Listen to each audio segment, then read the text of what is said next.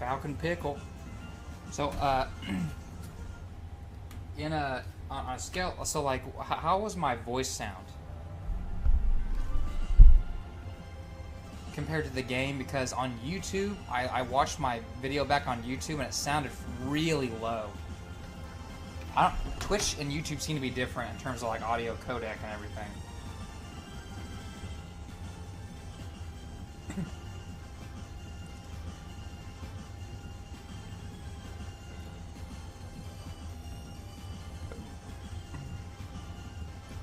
So I'm gonna check out my Twitch.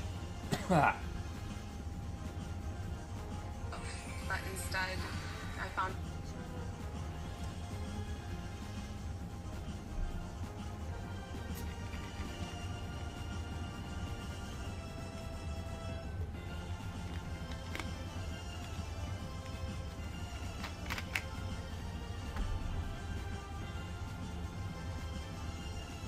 I'm listening to myself on Twitch, and I'm listening to myself on YouTube.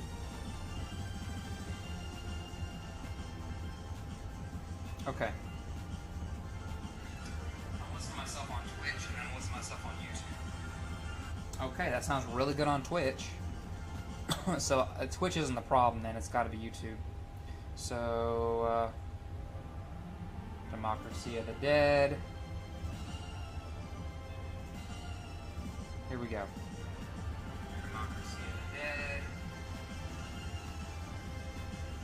Testing, testing.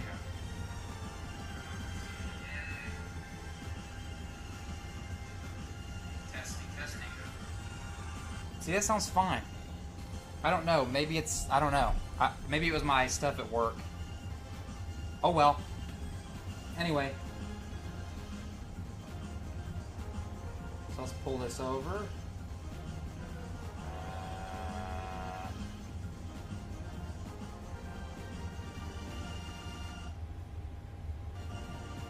There we go. That's what I was looking for. Now let's fix this.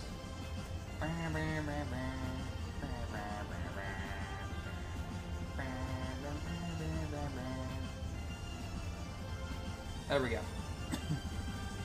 Okay, and then...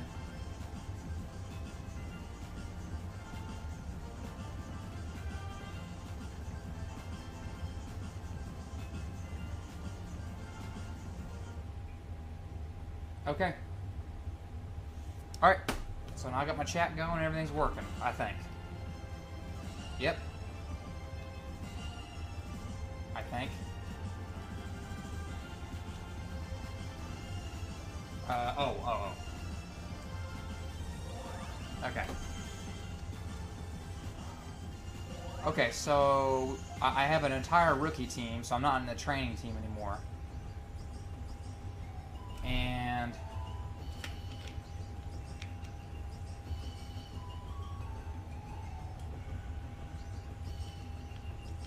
next is champion.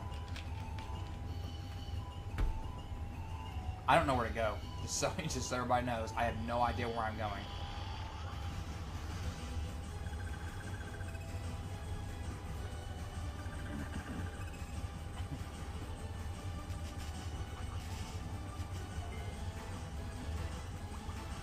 The headbutt.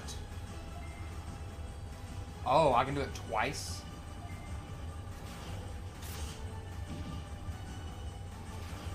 Wow. Okay.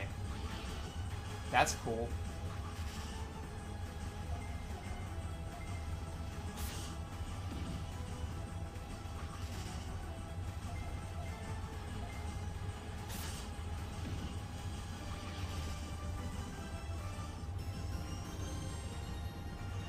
Okay, I gotta figure out where to go.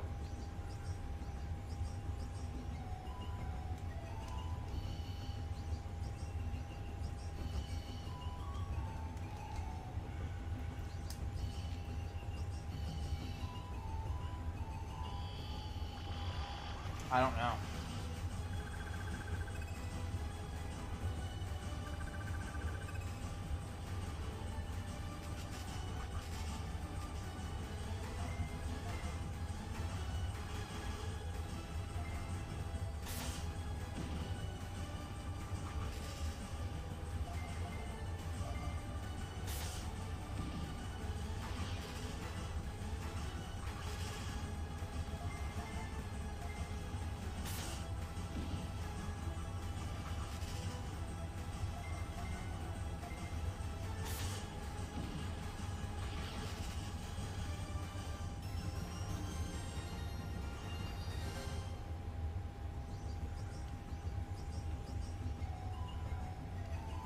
Oh, I can't do that one yet, because I'm not... Okay, I'm not silver rank yet.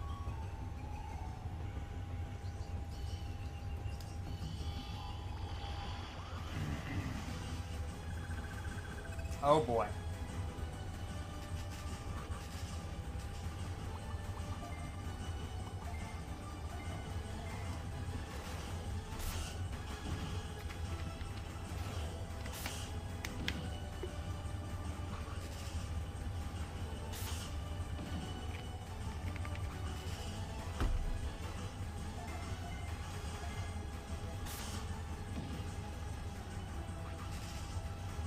Wow. He has no health left.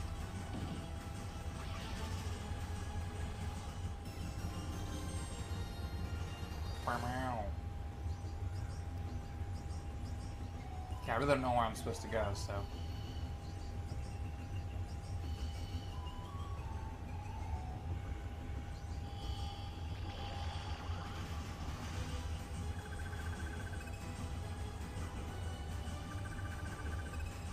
Oh, okay. Oh.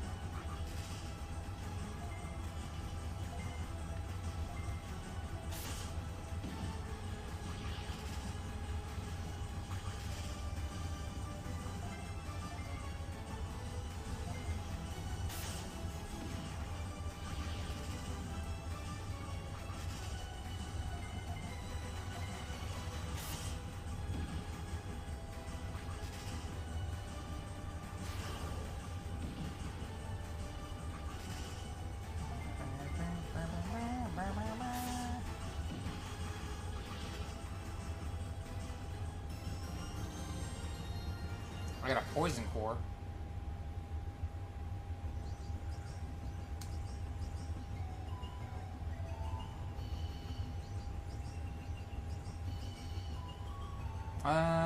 Okay, let me go back this way.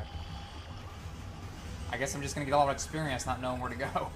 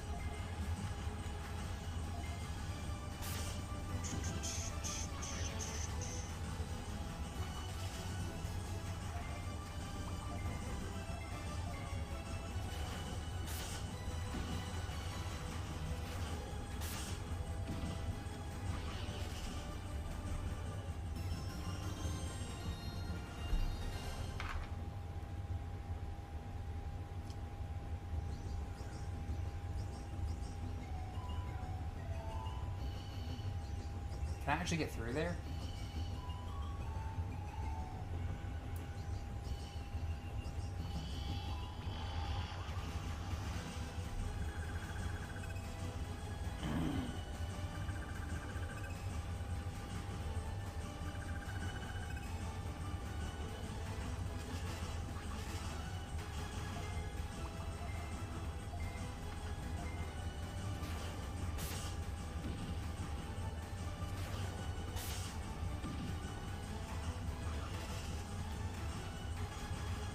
Oh, I forgot to... Hold on.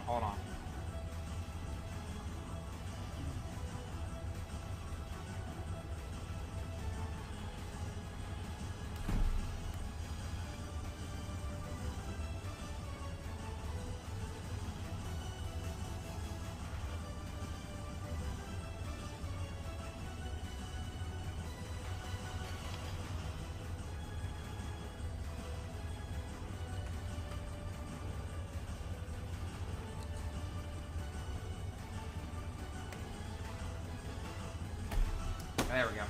I forgot to announce myself on Discord.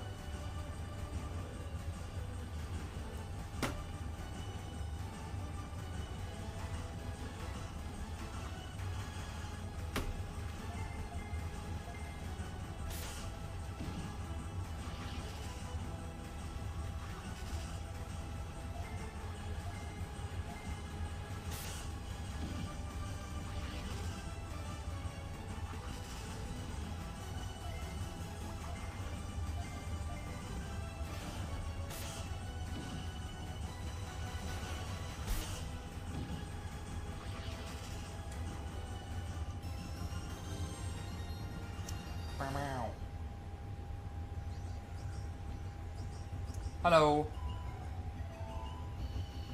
Okay, this is where this is what I missed right here.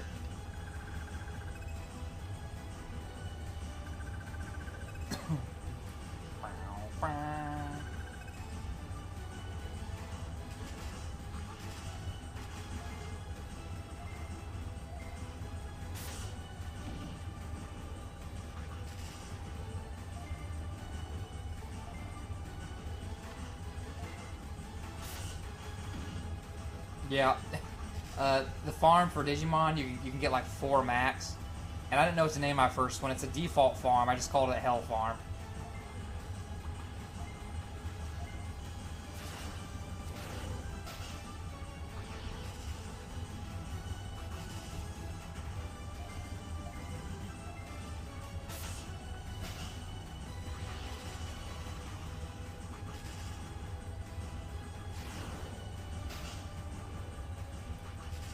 The other one I called Draco Farm because it's a dragon type Digimon farm.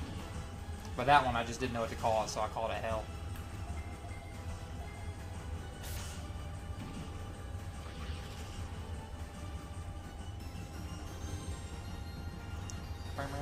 Okay, so continue. Alright, I don't know where I'm going, just run, run, run, run, run.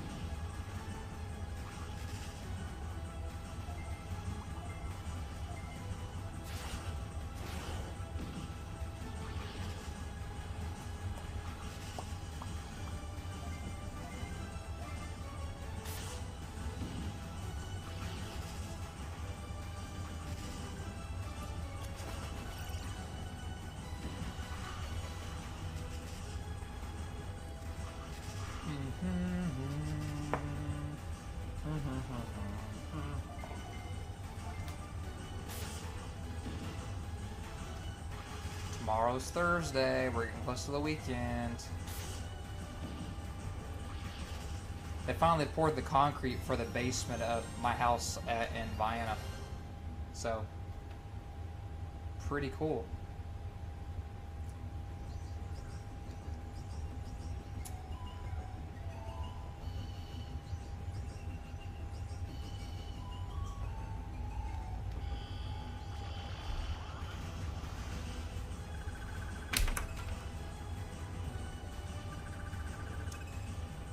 Jeez, the same Digimon every time.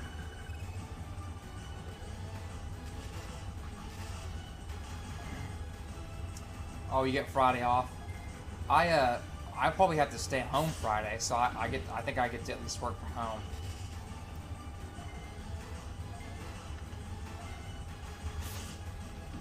Because one of my cars are in the shop. But yeah. Someone else I know has Friday off too. I don't know why. They have like a factory shutdown for for a day or something.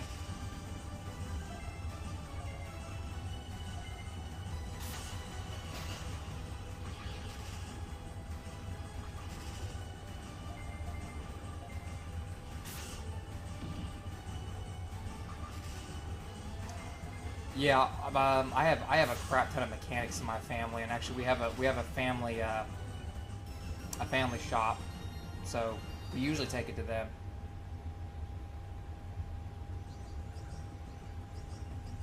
I haven't got around to learning anything about how to do anything with cars, so an NP chip T, okay, cool.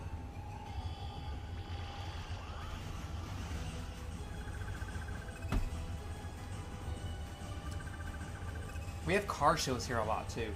Cars are like, that's like never, like, I don't know. It's something I never got into. I always just kind of was happy if I could get from point A to point B. But we have admittedly, we have a lot of cool cars around here, like car shows like on our square, like in the middle of town. So that's fun. I go and look every once in a while, hang out with people. But I don't know almost anything about them. Which is weird given my family. But they were always about like cars, and I was kind of always about like computers. Okay, basically computers, philosophy, and basically religious texts, religious studies.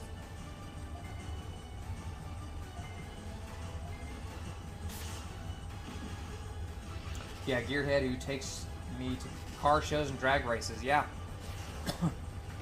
We have our. I don't know if this is normal at fairs, but like our fair, we have a. Well, let's see. It's a monster truck type thing.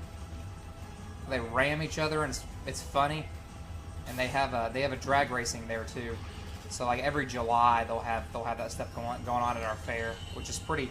It's pretty cool. It's fun. It's fun to hear it. There's like a lot of commotion in town. We have it's kind of a small town around here, so a lot of people know everybody.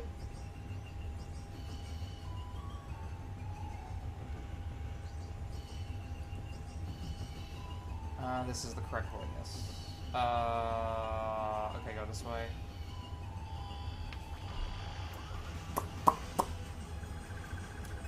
Wagamon, there he is.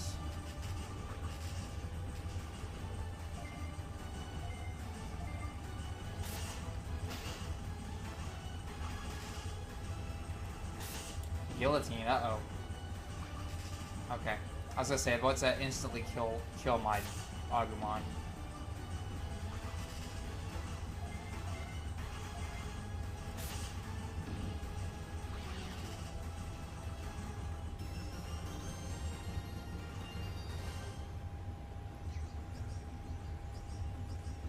Okay. For context, I live just west of Charlotte area of North Carolina. Oh, okay. I've been to Charlotte twice, I think, and they were actually for apologetic conferences. So I've been to, I don't know, I've been once or twice to Georgia, Marietta, Georgia. And then I went to North Carolina. Actually, I was in North Carolina a few weeks ago. We were in Outer Banks, because it's like my wife's favorite place to go. Because she even has family down there. A lot of racetracks, yeah.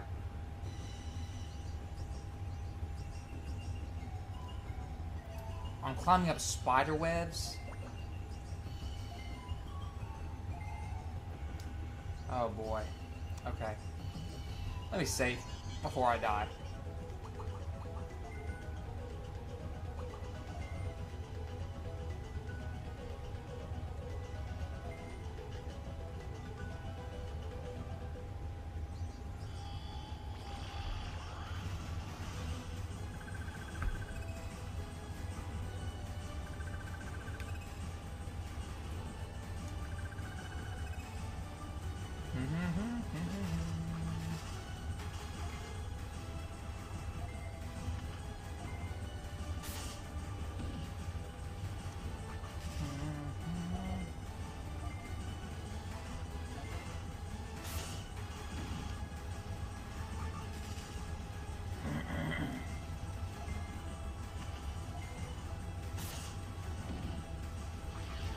I'm trying to think. I don't think we have that many racetracks around here.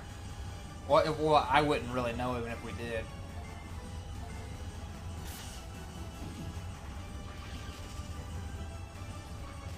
I think we have some dirt bike tracks or something.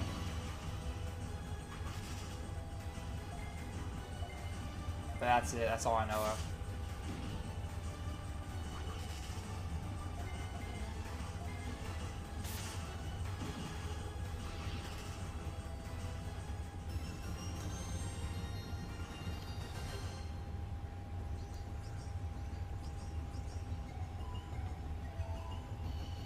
Oh, it's Arachnamon or whatever her name is.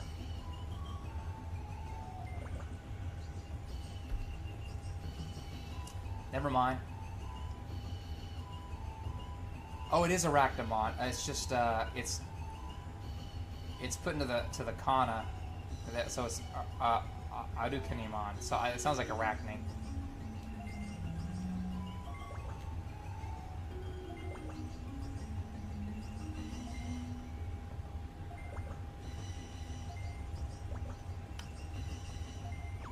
Did you already say? He said, "Over my dead Digimon." It's like saying, it's like fighting someone with Pokemon, saying, "I'll let you kill my Pokemon before I let you do whatever else you're gonna do."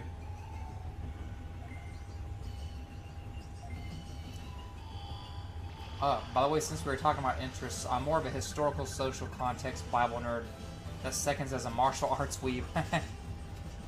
People thought it was weird for me too, like. So that's pretty cool. I like the mix. I like the mixed interests. Like, a lot of people, like at work So I'm a DevOps engineer, but I'm also a philosopher. So people are like, so DevOps and like computer science. So like computer science and philosophy, like what's going on there, kind of thing. And so I'll be talking on my mic, and they'll overhear me at work, and they actually really like listening to me, and they're laughing and stuff. But because I mean they have no idea what I'm saying for the majority of the time. It's pretty funny. Like people have their own like specializations and things. It's just fun to hear them talk. So yeah, historical social context, like Bible nerdidity, if that was a word. It's kind of funny. It's good stuff. That's always important. I remember what's his name? Clay Jones wrote something I really liked called like "We Don't Hate Sin, so we don't understand what God did to the Canaanites" or something. So he lays it out all out in historical context. And it was really it's cool stuff. So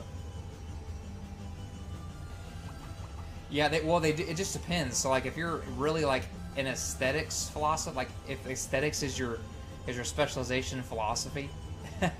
It's kind of weird if you go for aesthetics and then you go for computer science. But if you're like me and you went for logic, philosophy of religion, and meta-ethics, then okay, that's closer. There was actually an article in our one of the IU libraries that said why computer scientists make good philosophers or something. So that was pretty cool to see. Be headbutt.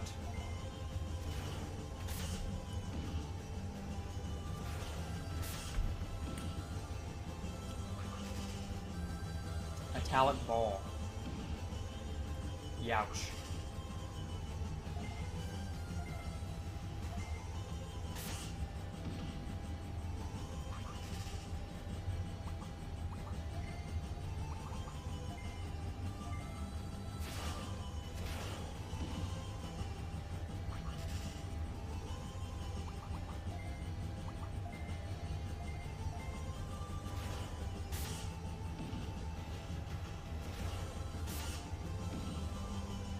Alright, over halfway dead. Please don't hit. Okay, good. That's actually kind of what I was wanting. Oh. That's hard to hit.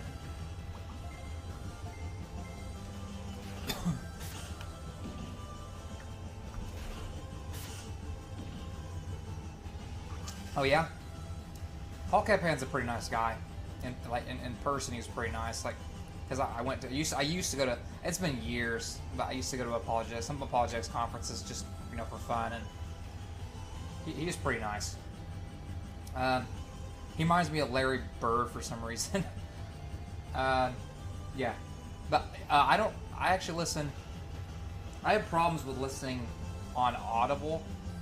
I listen to podcasts, and I get like maybe 20% of it. I have to read things, and then I have like documents for each book, and book I've read. For articles, I just outline and put notes. Let me do... Who's lower here? Let's protect Agumon real quick.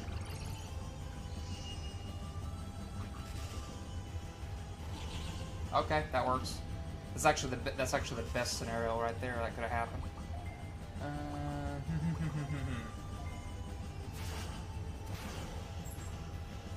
Oh crap!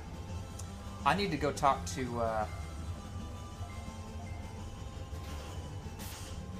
I'd like to talk to Alvin Plantiga one more time before, because he's getting old. I'm afraid he's gonna go before I get a chance to talk to him again.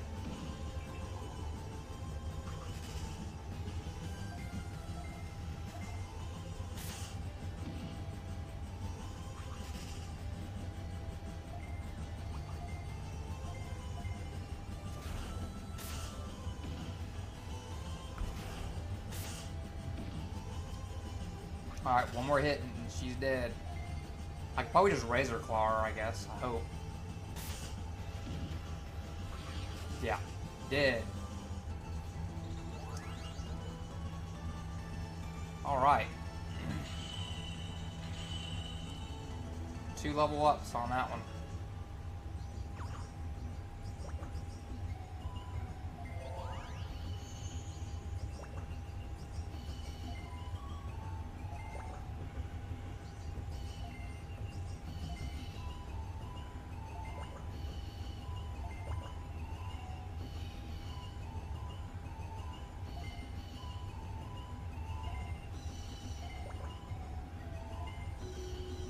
The Forbidden Land, okay.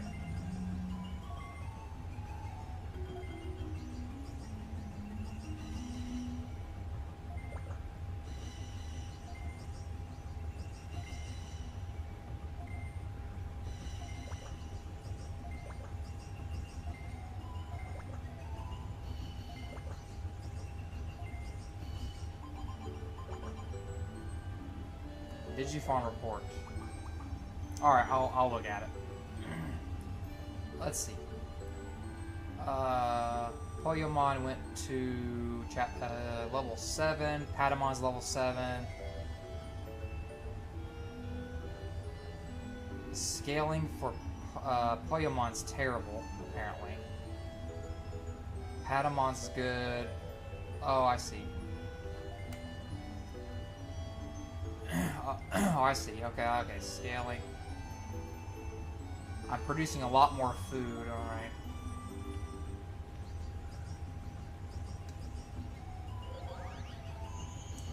Pokemon Fire Red.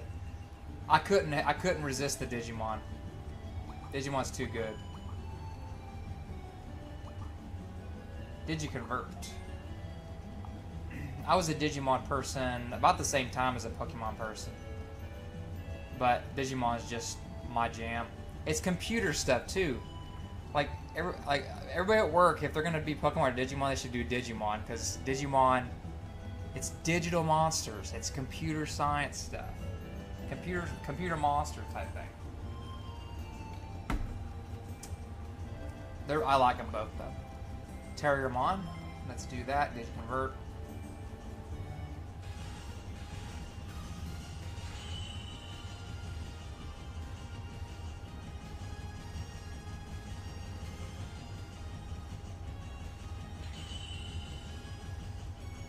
It's a rookie Digimon.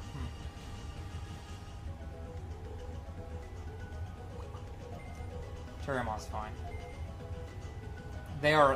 Pokemon games are freaking amazing. I will say, like, the Digimon World games, the Digimon World series, and there's 5 of them. Digimon World 1 through 4, and there's Digimon World DS. They're amazing. But I don't know, it sucks. Like, the others aren't very good to me. I don't really like a lot of the other Digimon games. But, like, all the Pokemon games I've ever played are all good.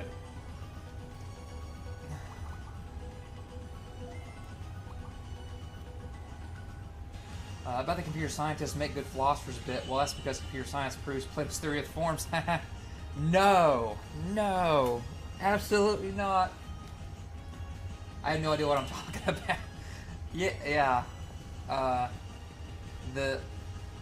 am an anti-Platonist about, like, and I just mean, you know what I mean, about the forms. I don't think they're universals or any abstract objects or anything. Yeah, I'm definitely anti-Platonist. I'm not. I guess I would say I'm and you might know this. I'm a non-realist leaning toward anti-realism for abstracta. Koromon again. I guess we might as well get another one of these. Oh yeah, I did. I played the PlayStation ones. I played some GameCube ones. The last GameCube one I played. Okay, so I think the last Pokemon game I played, honestly, was Pokemon Coliseum. That was really good. It was different. It was kind of dark, but it was pretty good.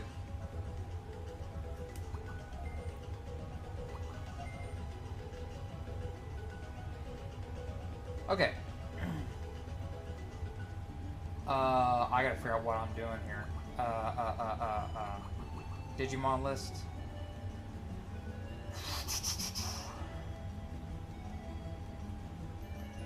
So, let's see. Koromon, there's a little 10. Oh!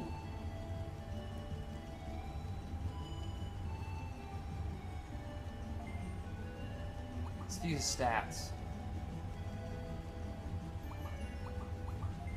How close is he to Digivolving? Oh, into him. So, level 7+ and 30. What does that mean? Anyway, we need to get you one of the Pokemon MMOs that are all the games put into one.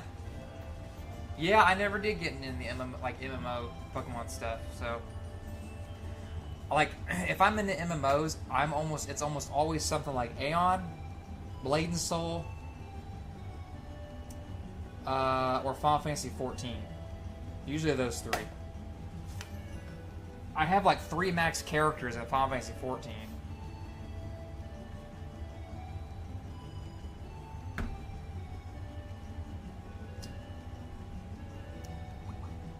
It has to be level. Has befriended Agumon. Toy Agumon. See, what does that star mean? Because I could here. I don't know what that star means.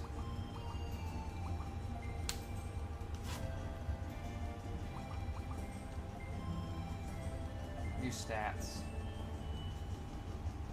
So, techniques,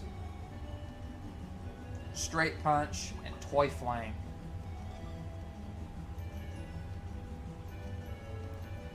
It won't let me go. Oh, there we go. Slightly increases bits obtained from battle. Huh. Well, see, I don't know what that stuff is. Machine experience. What does that mean? And then 30+ of something. I don't know what that doesn't say anything. It just says 30 or more. See, the rest actually give me descriptions and stuff. That just says 30. That's very vague.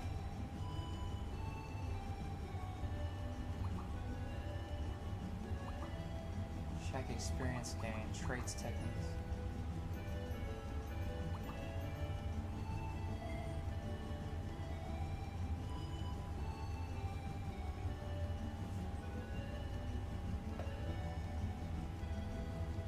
Oh. Okay, so... Oh, you have to train him in machine. Huh. How do you do that? I'll figure it out.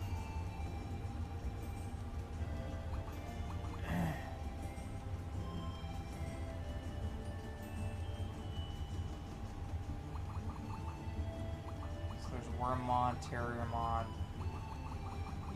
Does it go by level? It doesn't go by level. Oh. Let's see Poyomon here.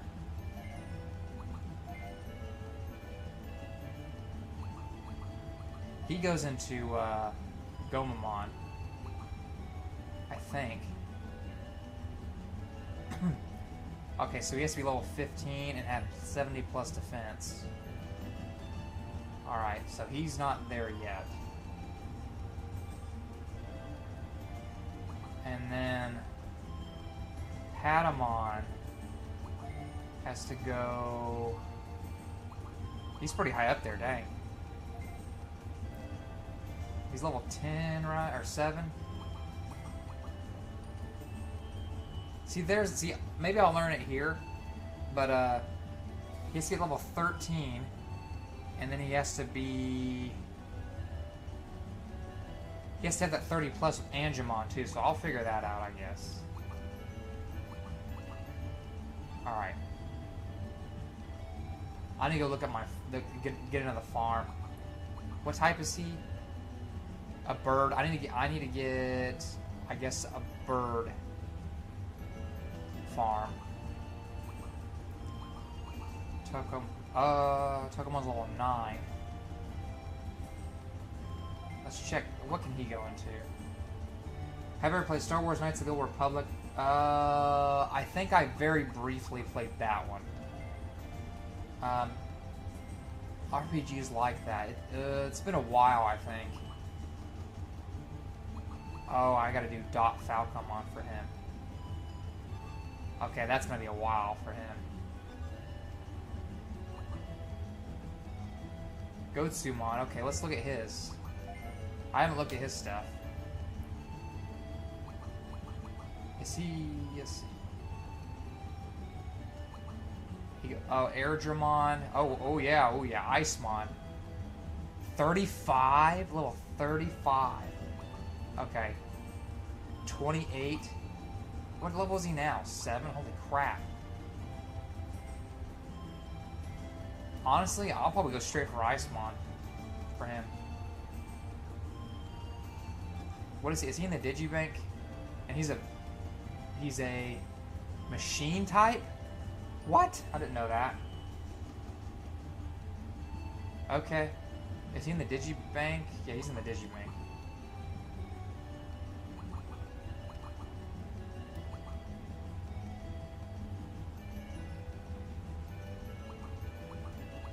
So, I want to... there's 4 in the Digibank that I'd like to try to get out of there. Let's look at Terriermon. Oh, there's only one way to go. Gargomon is level 14 and goes straight into Gargomon.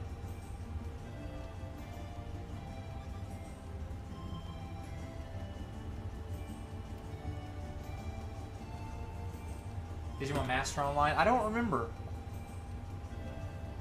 I think I've seen that, but I don't think I actually played it. So, let me go look at my farm stuff. Real quick.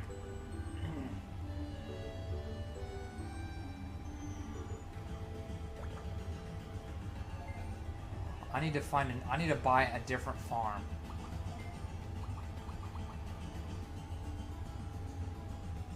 I'm gonna sell some stuff.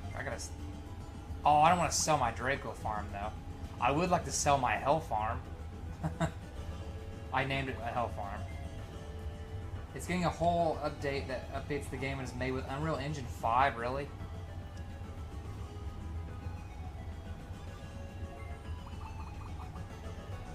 Of course, the farm I need is the most expensive farm. What about remodeling the Draco farm? Yeah, I don't have enough for anything.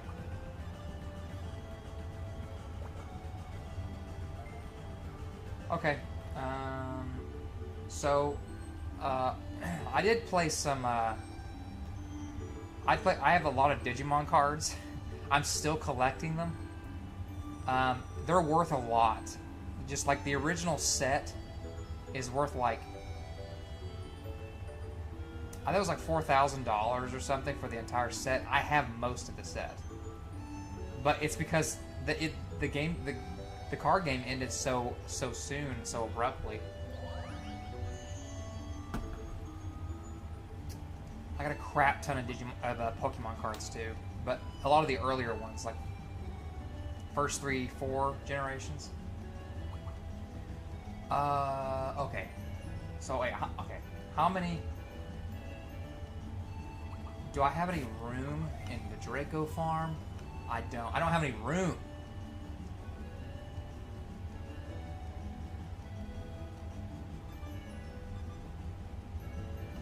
Yeah, this sucks. Okay.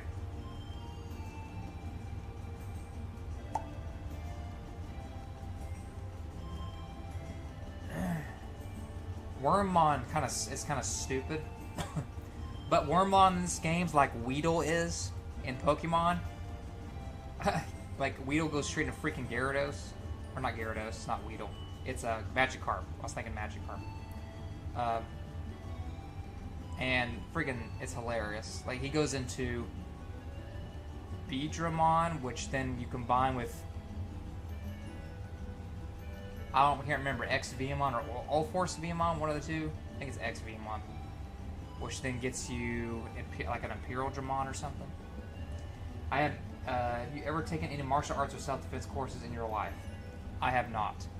I've been looking at Muay Thai, or if that's how you say it, because I've been wanting to do that. Well, okay, I mean, I did karate when I was 11, and I was at green belt, but that's as far as I ever went. But I want to do like Muay Thai or something. Mai Tai, I don't even know how you say it. So let's exit the Digifarm. I'm trying to decide whether I want to do Wormmon or not. I kind of like to replace Domamon, but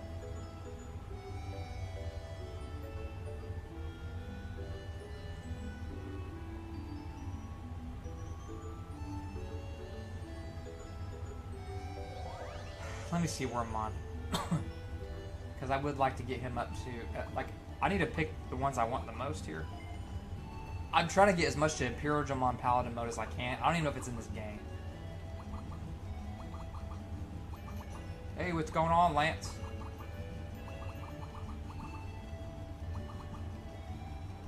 But yeah, I'm not taking any self-defense courses or anything like that. I just, not really. Not any, like, real ones or anything. But I would like to. It's a Digimon World DS. Like, I didn't even know this was a, I played all of the original Digimon World games, like 1, 2, 3, 4, and, like, this one's, I didn't even know this one existed. So I was like, hey, why not play this one? I gotta figure out what team I want. Like, I have my favorite Digimon. I kind of know how to get to him, but it's gonna take some work. It's that Wormmon that I have to think here. So I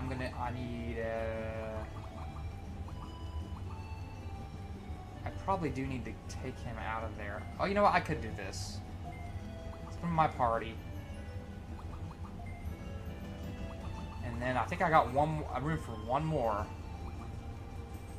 Maybe Terriermon? I think that's what I'll do. Yeah. Okay. I think that's what I wanted. Now I gotta figure out where I'm supposed to go now. I think it's up here to the right. Yep. Yep. She's worried about, She wants me to find her brother Phil. I don't know where he is. There we go. According to my brother's notebook, the Forbidden Land has another name. I'm still not sure what it is. Oh, well, I do need to do one thing in this farm here.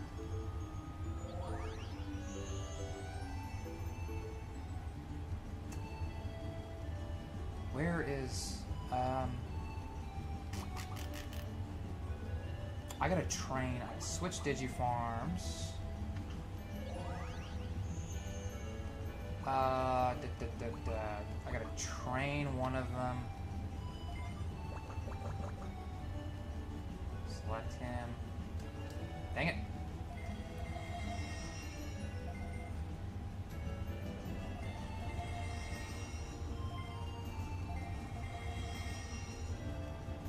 Oh, I see what's happening. Dragon experience there, so... Okay, I need to have a machine trainer. That's what I need. That'll get... Okay, I think I'm getting the hang of this. I need a machine trainer to train Agumon and machine so we can go into toy Agumon. Okay, I get it. Let me go... Because in this game you have to find... It's just like computer science. You gotta find like an IP address for places. It's kind of cool. That's why I like the Digimon games, is because like me doing like DevOps engineering stuff and computer science, all the networking stuff is just really cool. It's like, I don't know, it's just kind of representative of computer science. It's fun to see all the stuff, all the concepts there. No, I don't want to go that way.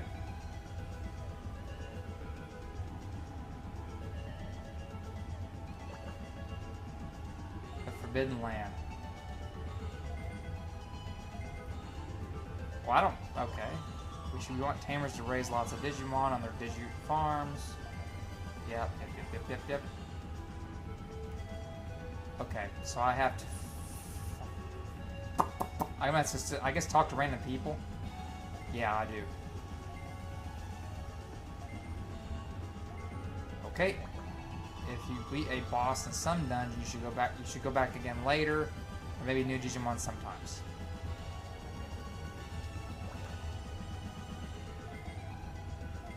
The cool thing in this one is if you connect it online, you can battle other people online, which is kind of fun.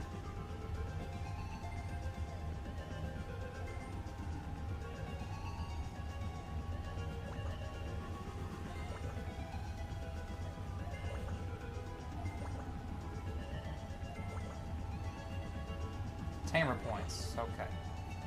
At 600 points, you get scan data for one Doraemon. Okay.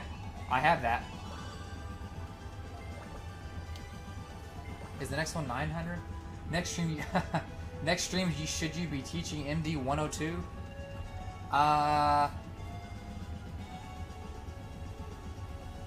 Yeah, I would. I mean, I can answer any questions.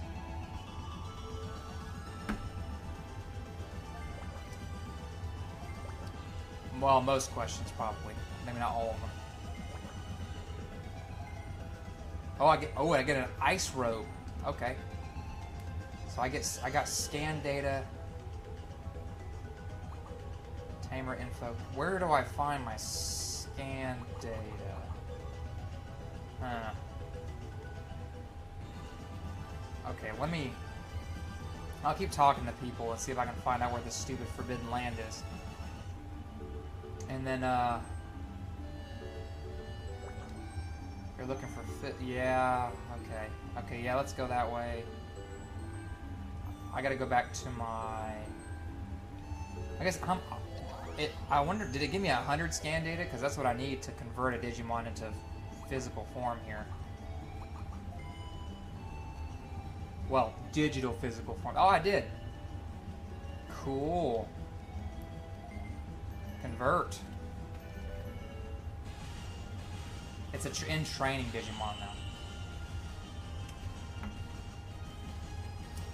So you know how in like Pokemon it goes from, like how many forms do they usually have? Sometimes they have kind of a mini form, and then they go into their normal like Pichu. You know, going to go into Pikachu. You go into Raichu, and usually there's like one more. In this one, they have names, like generations, so it's in training would be like Pichu, rookie would be like Pikachu, champion would be like Raichu, and they have two more forms. at least on the basic evolution, if you don't go crazy, then it goes into ultimate, and then it goes into mega form. And then you get combinations of Digimon that go insane, so.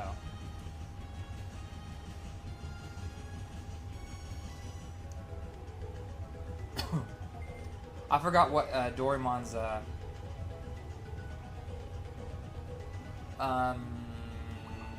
what is it? Let's talk to Digimon list. I forgot what the Digivolution form path is. View stats.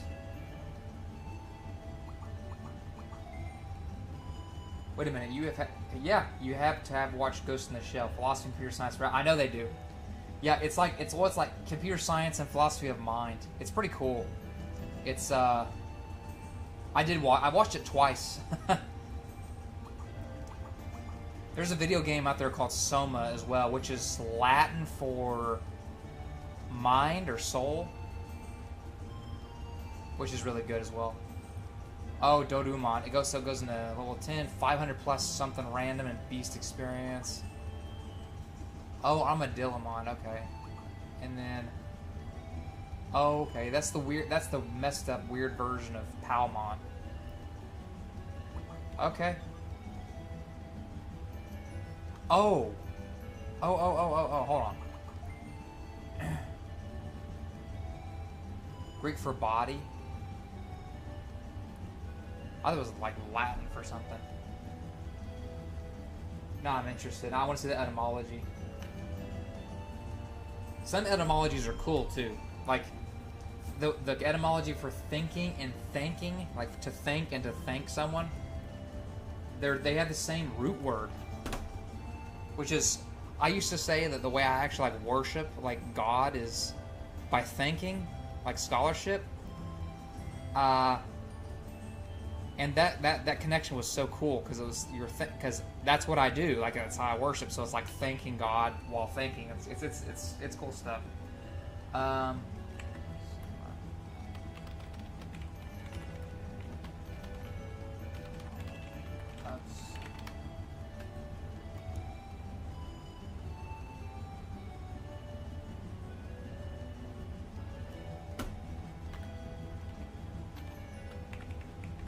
Crap.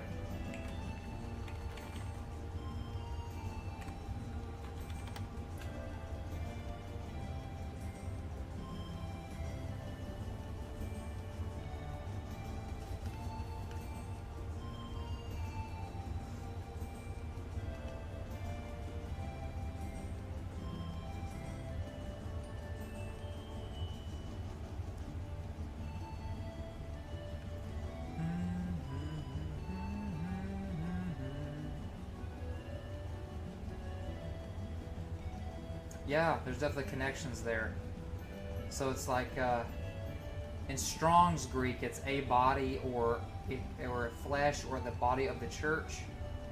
It also means the spiritual and immaterial part of a human being or animal regarded as immortal. Okay. That's pretty cool that it has those kind of double meanings there. Because, so body and soul kind of thing. That's pretty cool. Okay, that's awesome. So let me go back to my chat so I can see things. Okay. Somato before vowel, somat, word-forming element used in the sciences from mid-19th century, meaning the body of an organism, from combining forms soma, genitive, somatos, the body. Yeah. Yeah, I like etymology stuff. Uh-oh. Click over here.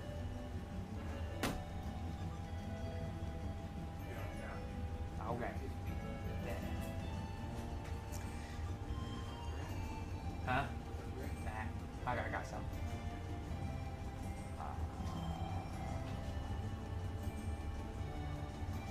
So, here, the Doraemon here, this Digimon, this is cool. So I learned the entire evolution or digivolution of this Digimon from a Digimon movie. This one goes into Doraemon, which goes into like two others, and then it goes into one of the, if not the, one of at least the strongest Digimons in existence, called Alphamon. So if I do this, if I actually go this route, I'm gonna go with this one. Just so you know.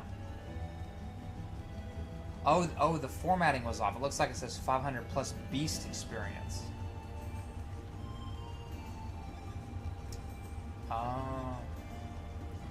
Some as a word works well with the idea of Semitic totality, concept of the human person. Yeah, that's awesome. I like when people build those concepts into games. If you've ever played any of the Drakengard / Nier games, those are extremely philosophical. Like, you wouldn't believe it. Like in the latest Nier Automata, well, it's not the latest Nier. Now, it was Nier Automata. A lot of the characters in there are named directly after philosophers, and it can't get any more obvious. Like, Kant is in there. Beatrice is in there. She's the wife of Sartre or something weird. I can't remember exactly. Kierkegaard was in there. And Sartre was in there, actually. So, there's some... it's one of my favorite series, honestly, is the Nier series / Drakengard. Okay, let's keep asking around.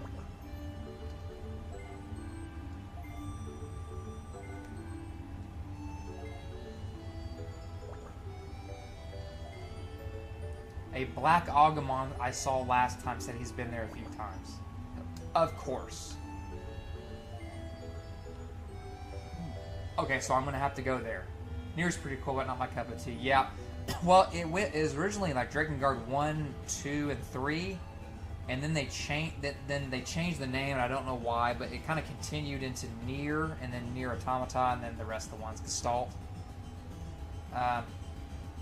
Man, the first Drakengard game was one of the most screwed up games I think I've ever played. It had like angel babies coming from the sky and eating people. They were called the Watchers. It's a messed up. That was a messed up game. The end had like, I don't remember. It had a number of endings, like a lot of them do. Like the Nier Automata has 26 endings. The original one had like 6-ish. The third ending was extremely difficult to beat, and also the most screwed up ending out of all of them. So, if you want to play that, you can. But I'm just going to warn you, it's very weird. Okay, let's go to Training Peak and talk to the Black Agumon, and then we'll go to the Forbidden Land.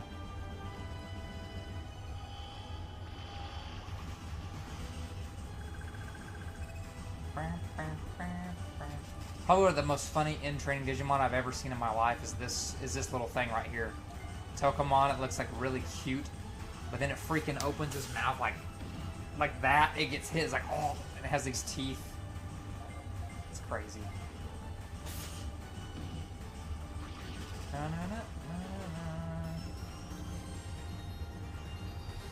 I need to get to the Forbidden Land so I can train my Digimon some more. I'd like to get to Champion as quick as possible. And Silver Tamer.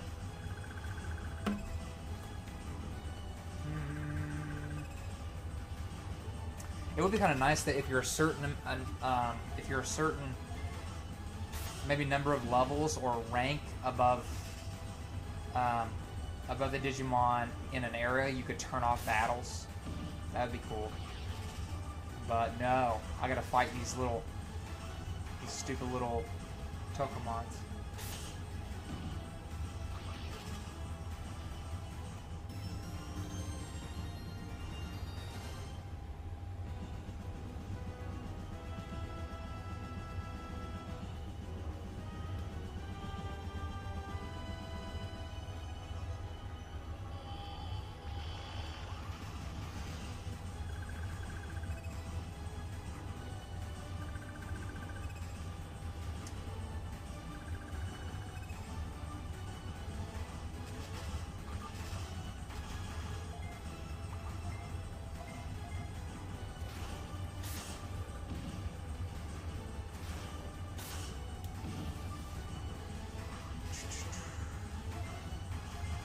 Ooh, what does he have now?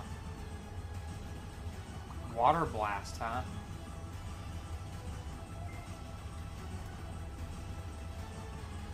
Oh, I see.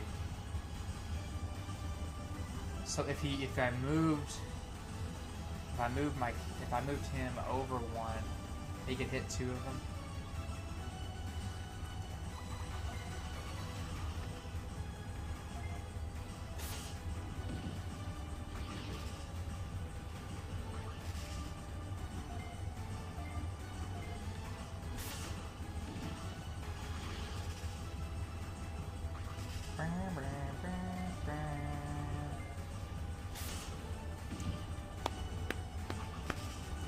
Gotta watch my phone. I keep missing like texts and stuff.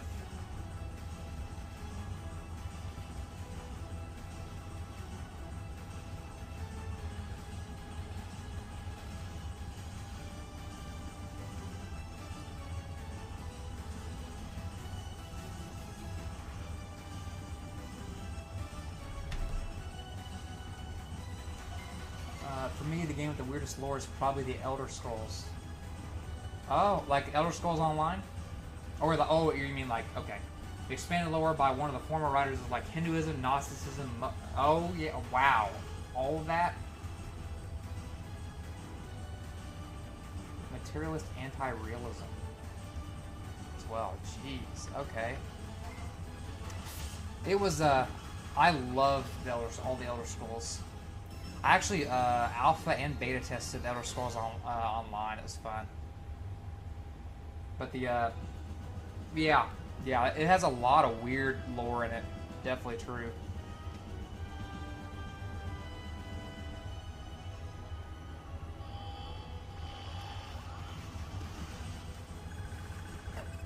Oh, don't tell me there's 3 more again.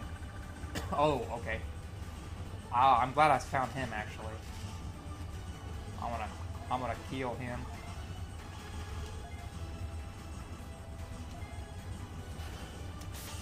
So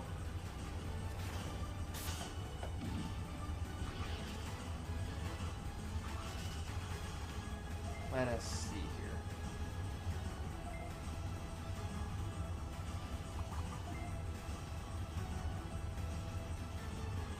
Alright, so let's do Water Blast. Let's see what that looks like. Oh, wow. Okay, almost one-shot him. I'm still, and like everybody else, I'm still waiting for the next Elder Scrolls.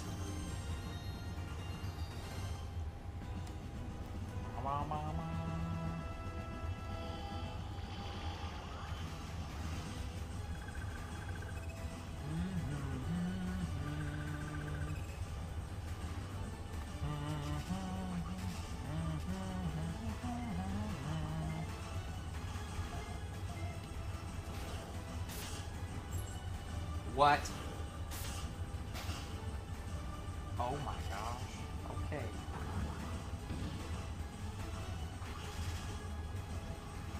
Let's see.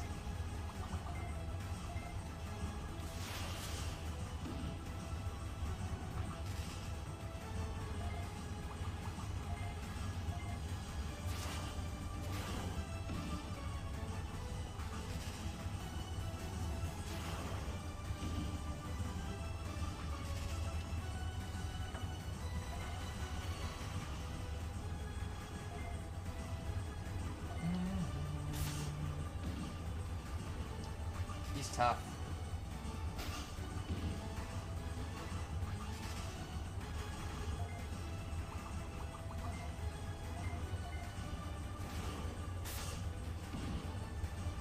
Six damage.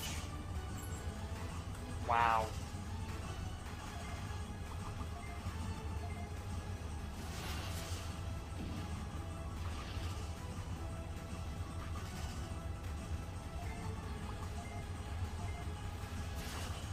Yeah, it's too meta for its own good. For example, when Human King achieved apotheosis, oh yeah, he went back in time to change a jungle continent into forest land to help his past armies win said continent.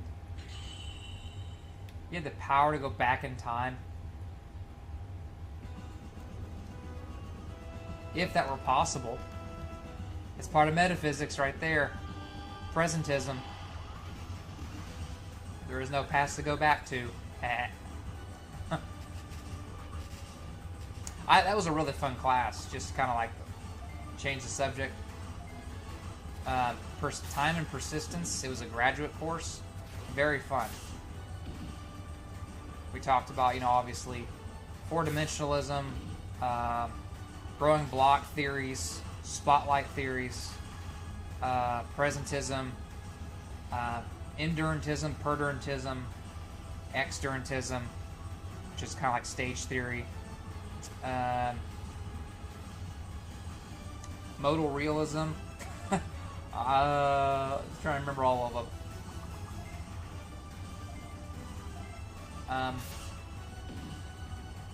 We actually didn't talk about my Nonganism. Those are both possibilist theories, which are freaking really messed up theories. So, anyway. Just reminiscing about the good old days.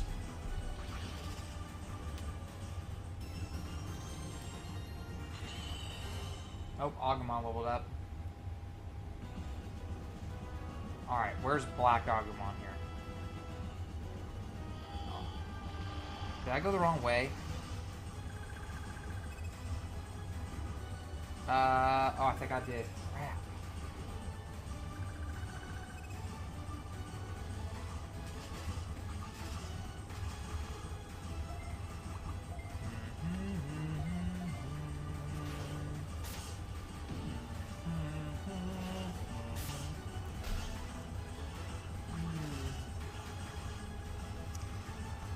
I've been getting some really questionable sleep.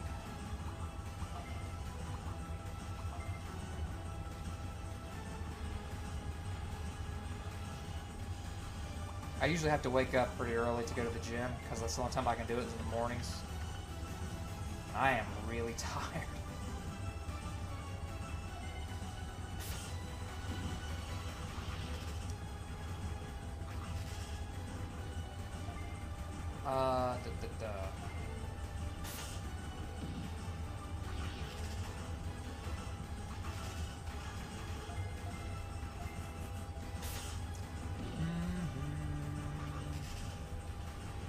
Earth Trimmer.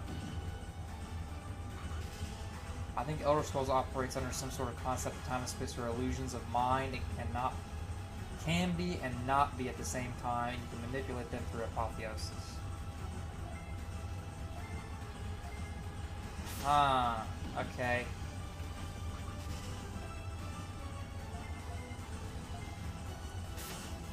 Yeah, weird. I'm guessing Philosophers of Time would have something to say about that. Actually, believe it or not, Matt wrote his original... He wrote his master's thesis on Philosophy of Time.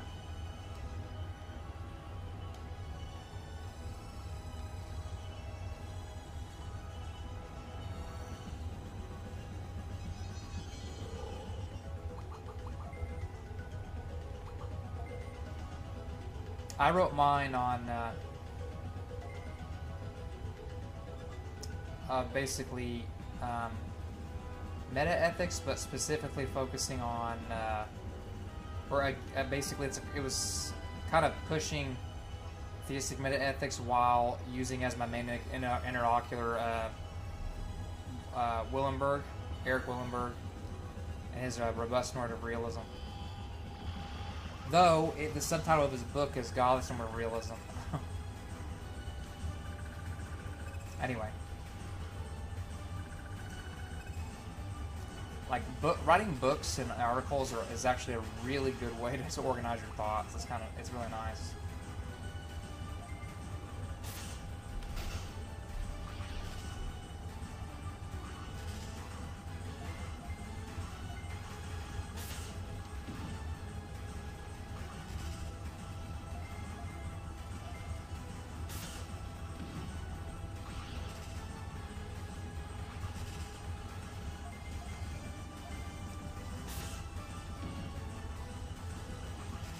I'm looking forward to my intro philosophy class too, and this semester because I'm revamping the syllabus, and the first thing we're going to talk about is metaphilosophy, which is going to be pretty fun, I think. Try not to overwhelm them, though.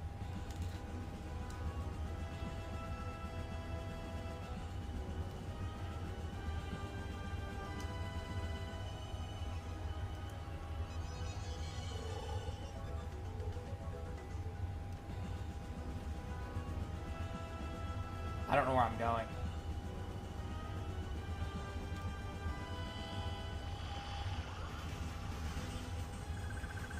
Oh crap, it's this stupid thing.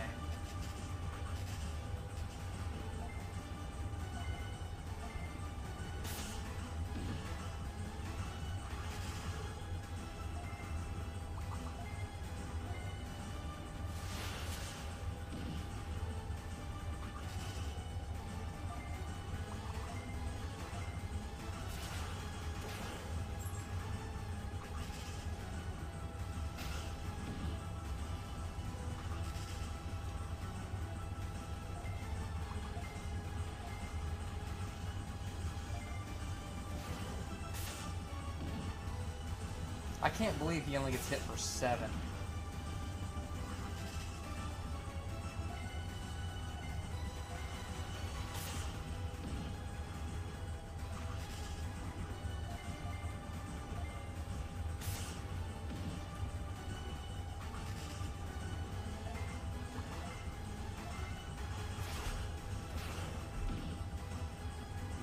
He's so close to dead.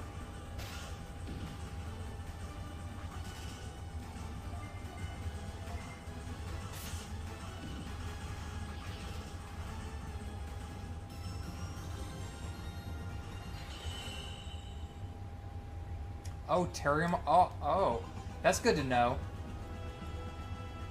It's good to know that my Digimon level up while not even like. Okay, that's cool. Here we go. This is where I wanted to go.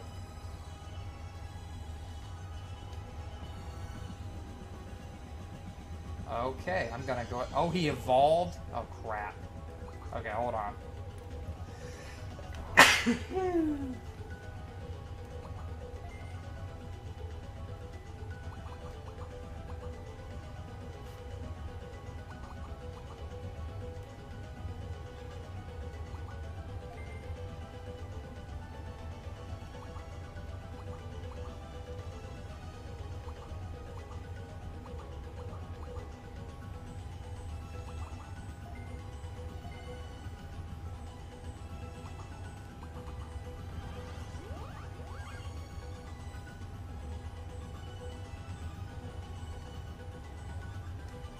Actually, I need to save.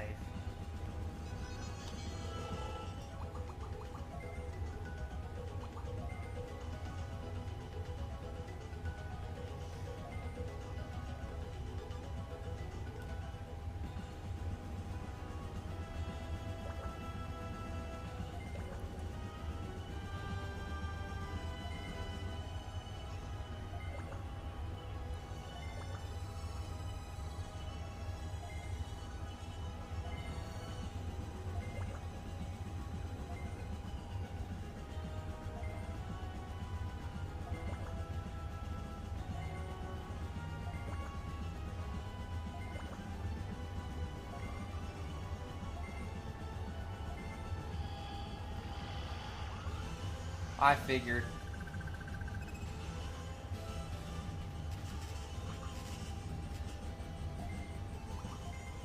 This is gonna be a hard. This is gonna be a hard fight.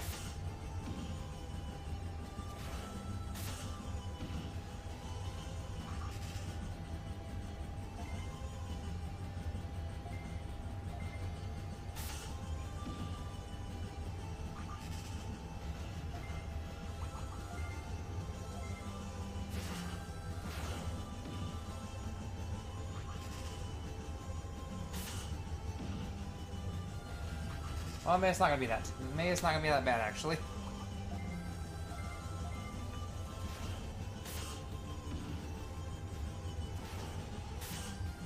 He hits me like twice every half his health or something. Which is pretty good.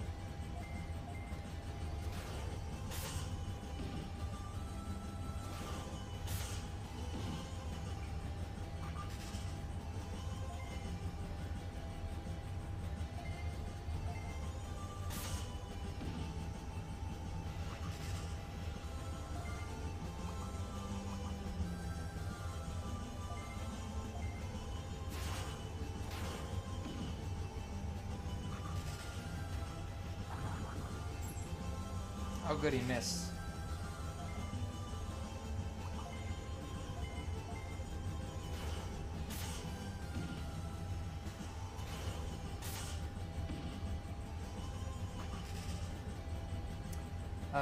Another example is when someone made a giant arcane mech powered by the heart of a dead god. Wow. Said mech was called the God of No. That's funny. And broke time so bad that daughters birthed their own mothers. What in the world is happening?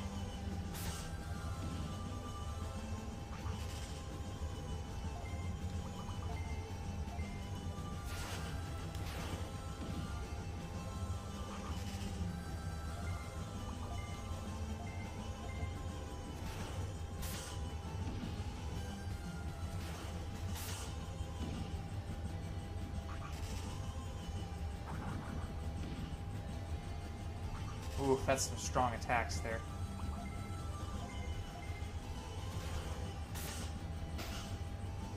Critical.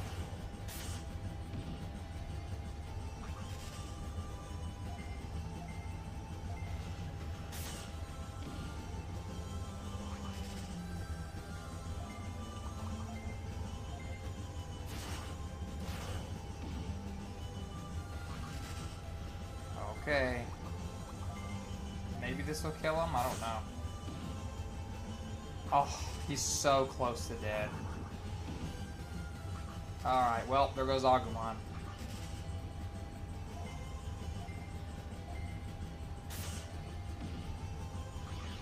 Now he's dead.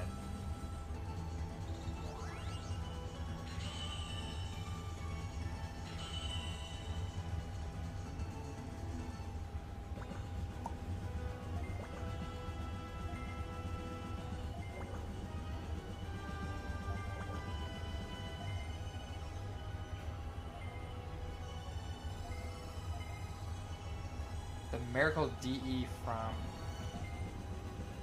Pandemon at Sheer Valley. So if Chrome Mine is your goal, you'll have to see Pandemon first.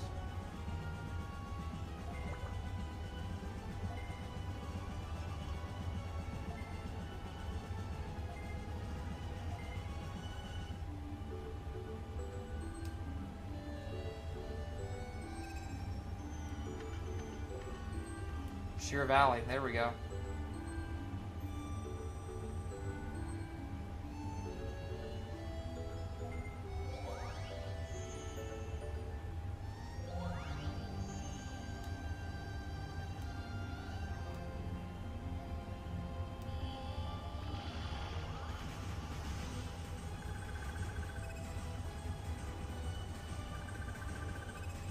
Oh, there's Renamon.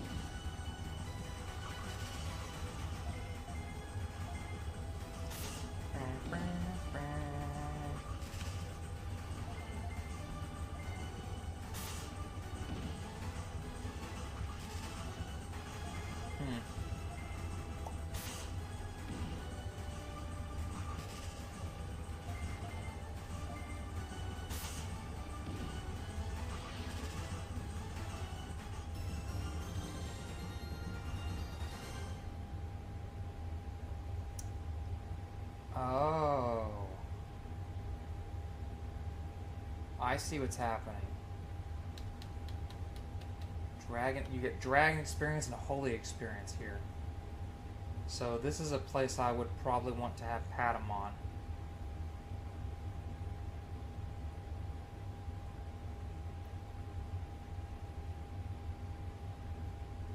Okay.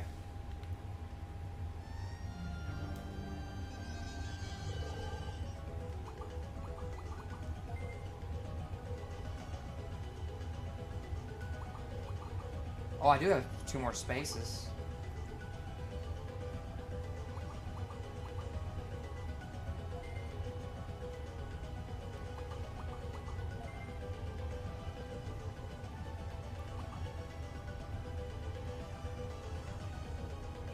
Oh, actually, I'm really close to going into Greymon there.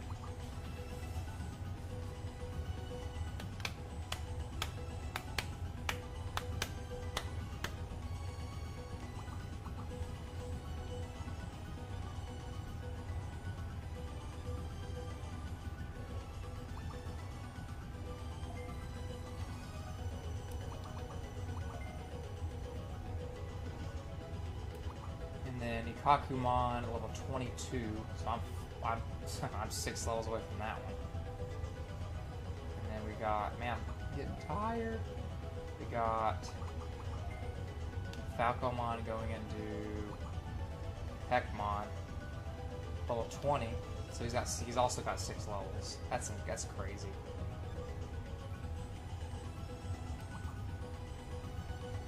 Wormmon goes in, let's see. I actually don't think I looked at Wormmon. Yeah, there we go.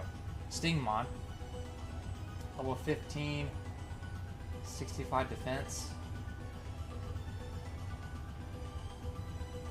6 levels for him too. Pretty much the Elder Scrolls Extended lore takes every mutually contradictory metaphysical posit that you can think of and smashes them together for the sake of the rule of cool. Yeah. I'm not surprised at all. 14. It gets to level 14 and he's ready. I'm gonna go back.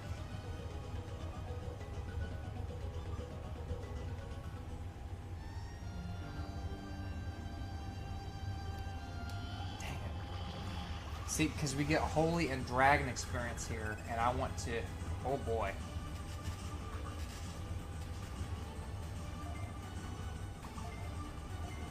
And I want to...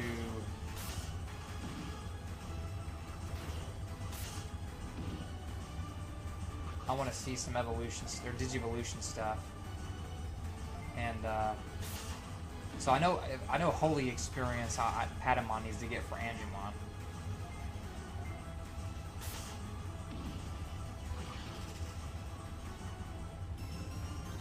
See, that's Dragon experience there. And I forgot that I could have 2 more people in my party for experience, so I need to do that.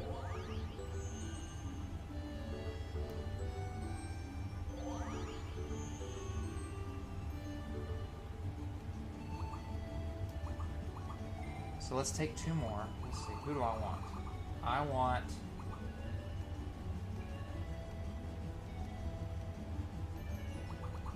What's my strongest Patamon? This one? Oh, good. That means I can free up a space.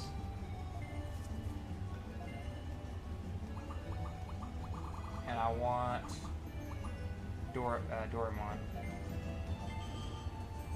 My party's full. Oh, okay. Well, that's a beast type, right? All right, let's put him in the farm then.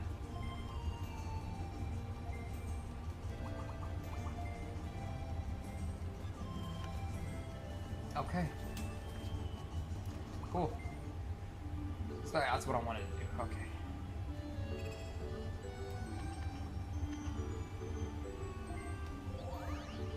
Alright, we'll get through Sheer Valley at the very least before I stop stream. I don't want to stop too early, but, you know, I'm probably good for another 30, 45 minutes. Let's see.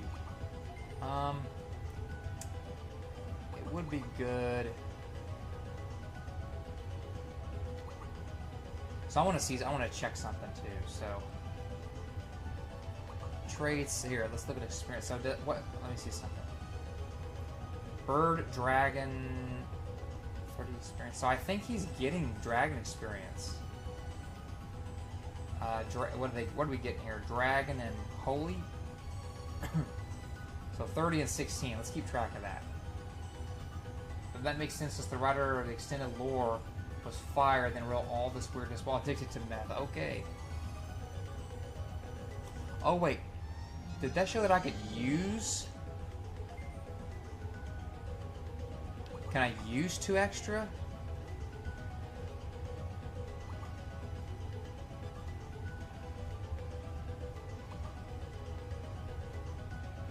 Alright, I'll keep track of that. 13 and 16. Or 30 and 16. Do mini streams. Stream for 10 minutes a day. Every day.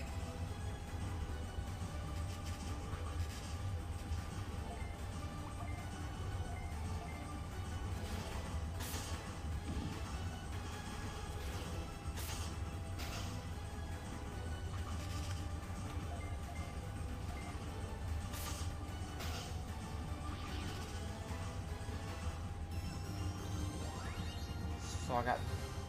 Oh, he leveled up. So I got dragon experience. Now let's go look. If he got any, then that means they're getting what the experience that I need without me fighting with them. Oh, wow. Yeah, they are. All of them are. That's awesome. Okay. Very cool. Alright, let's do this then.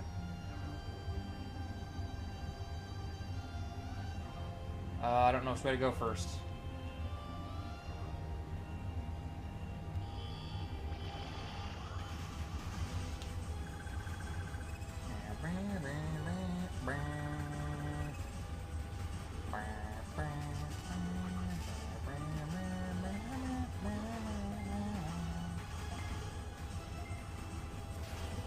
Yeah, I'm gonna get a drink real quick while this goes on.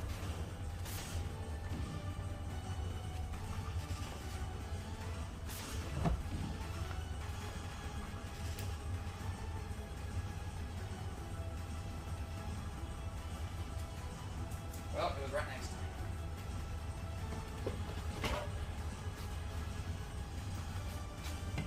I'll blow my nose real quick too. Before I do, I'm gonna fight.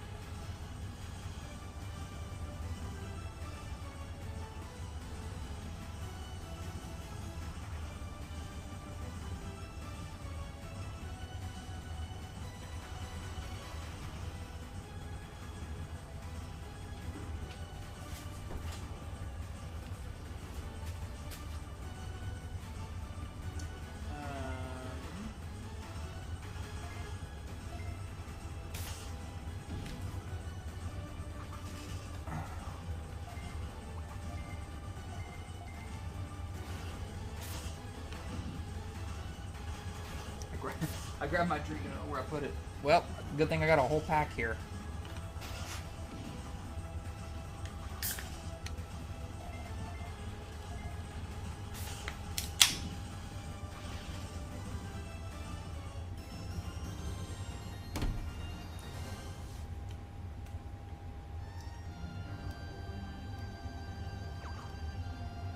Oh.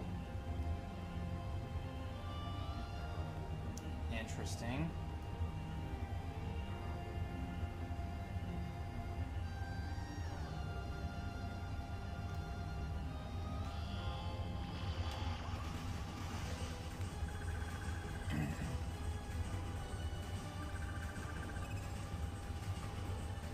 Okay.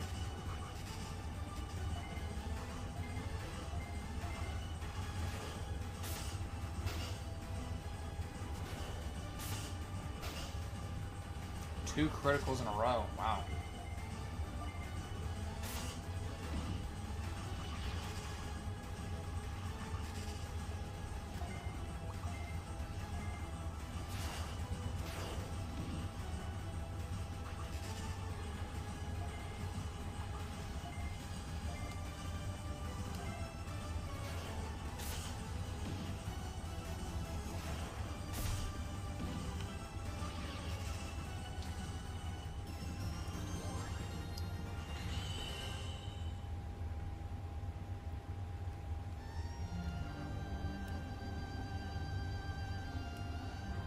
Dang, dude. There's too many... Okay. I have to remember that's there, so... Okay. Alright. Oh my, it's a Monzaimon. 2 Monzaimons. I hate these stupid things.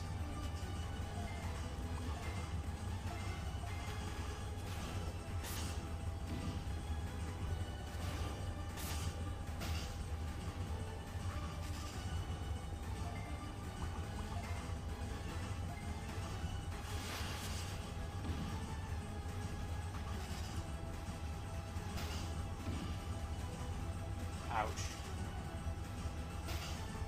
Ouch.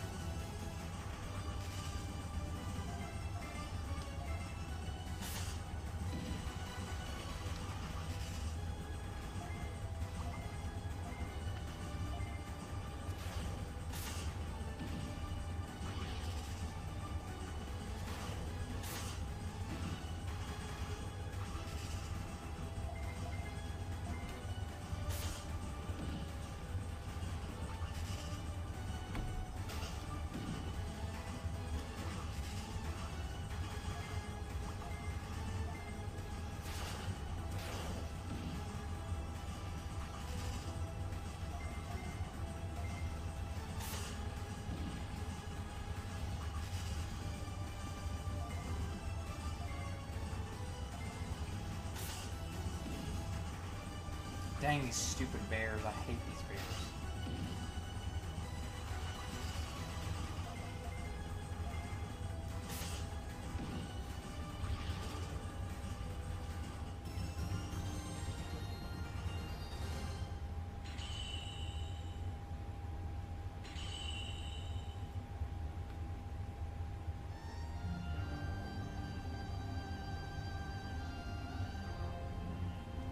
Okay, this place is getting a little ridiculous.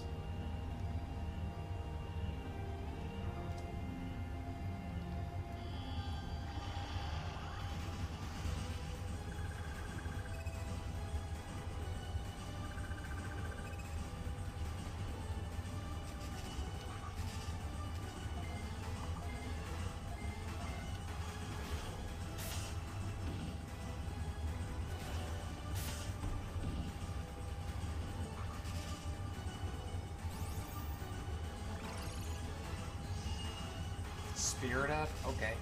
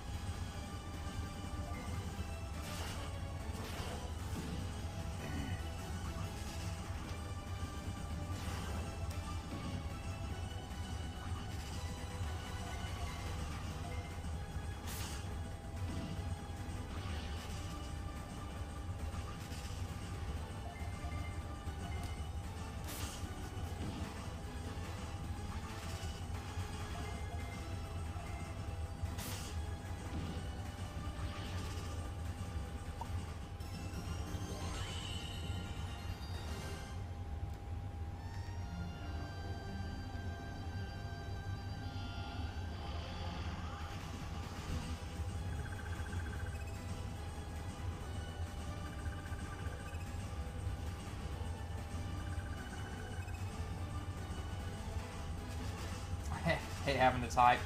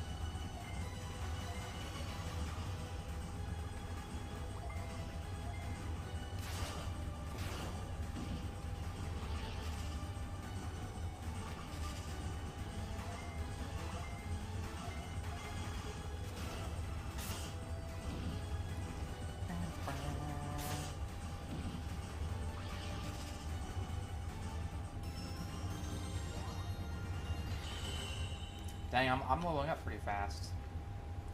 Sorry I had nerd sword. It's a writer's thing, I guess, to fascinate over another author's world building. Oh yeah, no. It's fine. It's actually why I'm streaming to YouTube. Nerd out as much as you want. There are so many paths in this freaking area. I'm pretty sure this is a training area that they expect you to get to, like, champion at. So you can go into... So then you become a silver... I was hoping to become a silver tamer tonight, but we'll see.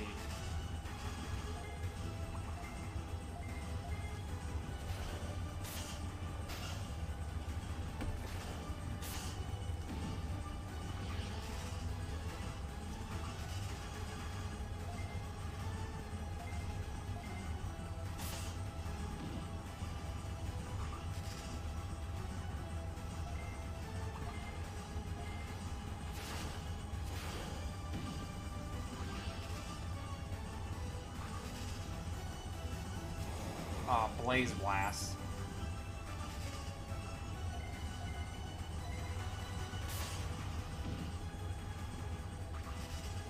I remember as a kid, the word blast was one of my favorite words.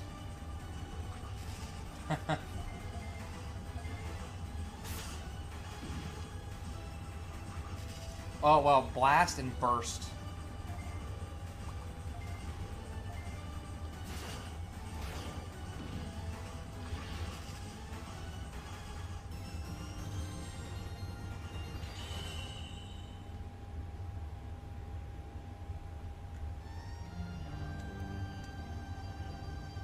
What the heck? Oh, man. Oh, well. I'm getting a crap ton of experience and data and everything, so I guess that's the nice thing about this. Have you ever thought writing fiction from your philosophical background? I've thought about it briefly, but I can barely write actual, like, I can barely publish papers as it is. I mean, my goal would be to teach full-time, because then I could, like, actually live as a scholar. It's a lot of people's, I think that's a lot of people's, like, kind of, like, dream job, like, because just from how saturated the philosophical market is, but it's just such a pipe dream. Like, it's possible, it's just, universities aren't doing so hot and everything, like, so if I could do that, eventually I would have time to maybe write some fiction, like, eventually. Like, I have a lot of, like, ideas of things to write about. I just have to get the time. Like, if I could take a sabbatical, that'd be amazing.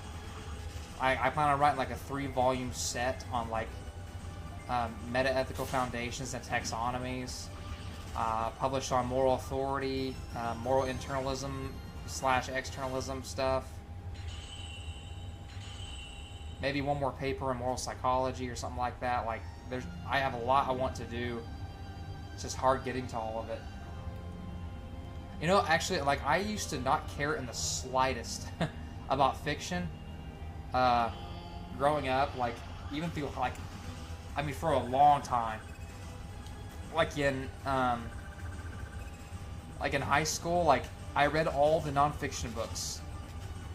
And they're like, well, there's fiction left, and I just refused to do it. Like, I refused to read any nonfiction or any fiction in high school so much that I failed 11th grade English because I wouldn't do AR. Yeah, and I don't know. I've come to like it a lot more because I like a lot of the symbolism. But that's literally only been within the last, like, 5-6 years. Maybe, yeah, something like that. 5-6 years.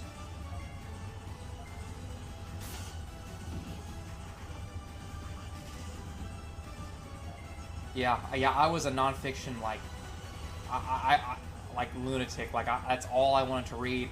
I like in 3rd grade. Like, I remember back in 3rd grade, they were giving away textbooks. So I went in there and I got the textbooks they were giving away, and I just read through them all. Like most of them were math textbooks. And I was just reading through them. And because I'd rather read those than any of the nonfiction books at the time. People were like reading Harry Potter. all of the books in that time, and I couldn't care less. I still kind of have that a little bit where I'm just like, I'd rather watch a movie of the book than read the book. But I think that's kind of a hangover from those times. Like, I like hearing a lot of the symbolism now. And actually, one of the people that kind of really got me thinking more about that. There was a few, but like in the later one of the later ones is Jordan Peterson, because he's a pragmatist about truth. But it's really and he explains a lot of the symbolisms, a lot of the things like very very well. And I was like, huh. That's true. So, things like that. I completely disagree with him on pragmatism, I'll tell you that. But, he still says things that are true regardless. And by true, I mean the correspondence way. Kind of the standard way of taking truth. Let's go for, I don't know, this...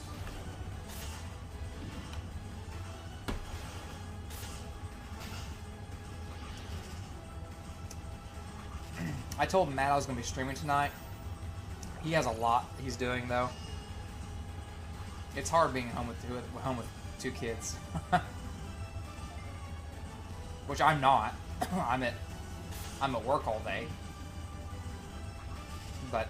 And by all day I mean like I got to wake up at 5 in the morning usually, and then I go to the gym, and then I go to work, then I come home. And then I help with the baby, and then I get real tired very quickly.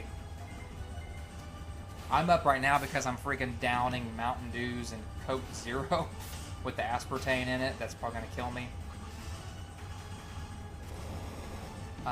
And the excitement of games. Those two are what's keeping me going right now. I'm also... Oh yeah, Dungeon Matters, so narrative is my lifeblood. Yeah. I used to play Dungeons & Dragons on and off. I was never a dungeon master. But it was fun, and I really like watching people play. It's really cool stuff. Peterson is corporate for a practice sounds a lot like a virtue ethicist.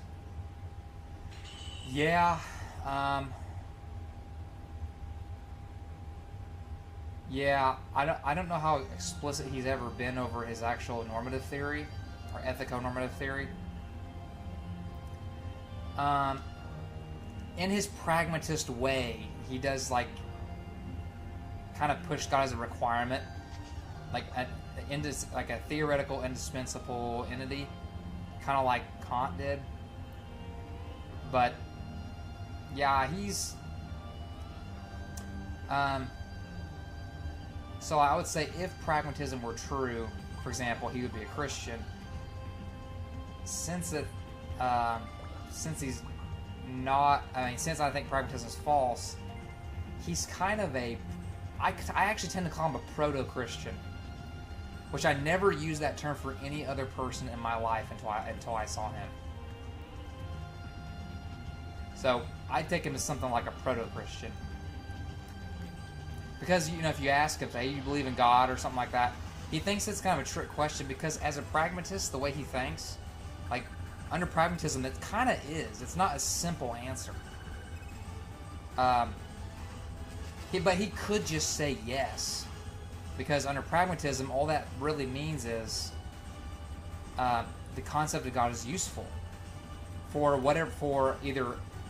And you could have a kind of an objective and subjective kind of understanding of pragmatism. You could go objective and say there is a goal to human life, and it's useful in terms of the goal to human life. That's what I tend to take him as. And so he could just say yeah. But when people ask that, they're asking that as correspondence theorists, basically. And that's why people tend to think he's dodging. Because he does say things like, well, I behave as God exists. In other words, yes, it's a useful concept, and so therefore it's true under pragmatism.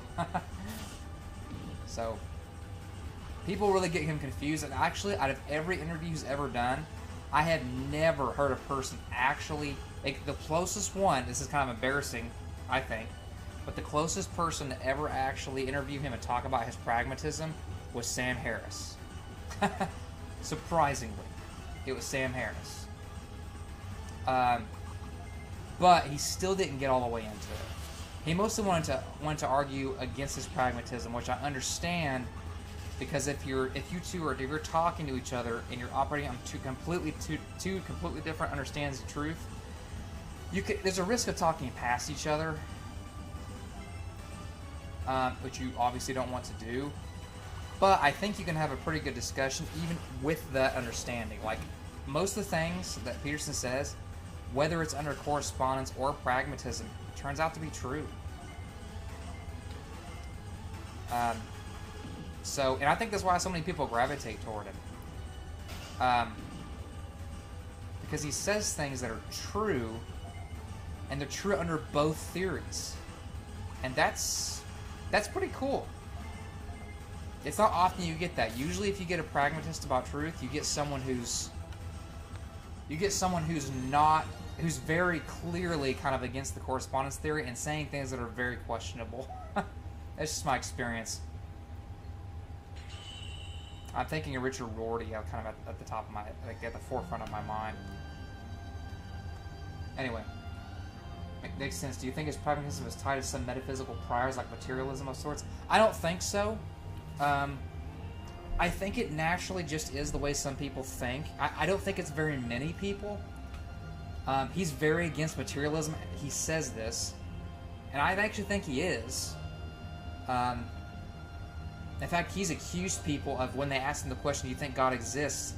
He's accused them, when they ask it under the correspondence theory of truth, he's accused them of being materialists. It's kind of funny. But I think he's misunderstanding when people ask what they're asking sometimes. Because under the correspondence theory, it's actually pretty simple, like what we mean. But again, since he's a pragmatist, he's not going to think that way. So him and Wittgenstein and Richard Rorty, all when they push kind of pragmatism, it looks like that's just the way they've kind of come to think about the world. And I'm not sure it's because they have philosophical baggage, or it's because it's just natural how their mind works. So I'm not sure. It's notable that Wittgenstein and Rorty were both kind of very not religious, like anti-religious. And Peterson kind of started out that way a little bit, but then he through the years he kind of came to the exact opposite side. So I think he kind of did a 180. Like he went the other way, which is pretty rare. In my experience, it's very rare for a pragmatist to do that. And I think that's why he's so popular. I really do. I think that's the reason. Because when you do that, if you switch that and you're saying all these things that are true under a different theory of truth, that's very interesting. Right? It's like how you could not only come to do that, like how that is even possible, but the things you say are true, and you say them in ways that very few people say them. So, anyway. Yeah, that's weird. It is. It is very weird. It's very interesting. I think the pragmatic theory of truth is flat out false, but, and I mean false, of course, in the correspondence way. But it is an interesting theory of truth, and it itself is kind of useful, and it gets into metaphilosophy.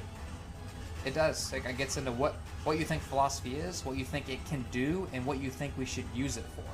And those are 3 questions of metaphilosophy. So.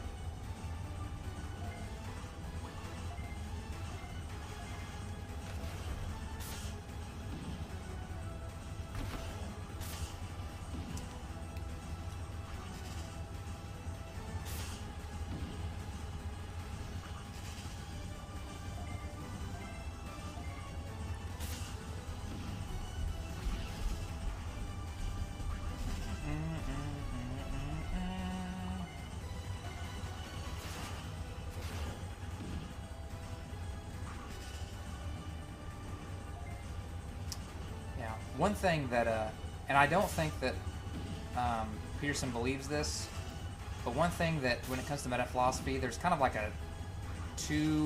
there's a subjective and objective interpretation kind of. So it's like desires for philosophy. So a subjectivist in that sense would treat all desires of philosophy as equal. So all goals are equal. There's none that are better or intrinsically better than any others. But an objectivist would say, yes, there actually are better desires for philosophy, and some desires or goals are better than others. If you take the former, you're more like Richard Rorty or Wittgenstein. If you take the latter, you're more like Peterson. And that's cool. And actually, honestly, I can't name another person who kind of thinks that way like Peterson. It's also because I'm not really a meta-philosopher. Maybe there are other people. I'm primarily within philosophy of religion, meta-ethics, and logic. These are kind of the 3 areas I tend to focus in. I love, actually, moral psychology is I'm pretty big on moral psychology, but it sucks. I never got a chance to really delve deep into it before I, got a full-time job, which just took all my time. But yeah. Because I can not in agreement with most of what Peterson says, yet disagree so vehemently sometimes, but I like him nonetheless. Yeah, I mean, right. And so when he says things, sometimes he says things. Well, I mean, because I'm trying to think of an example. Actually, let's see. So.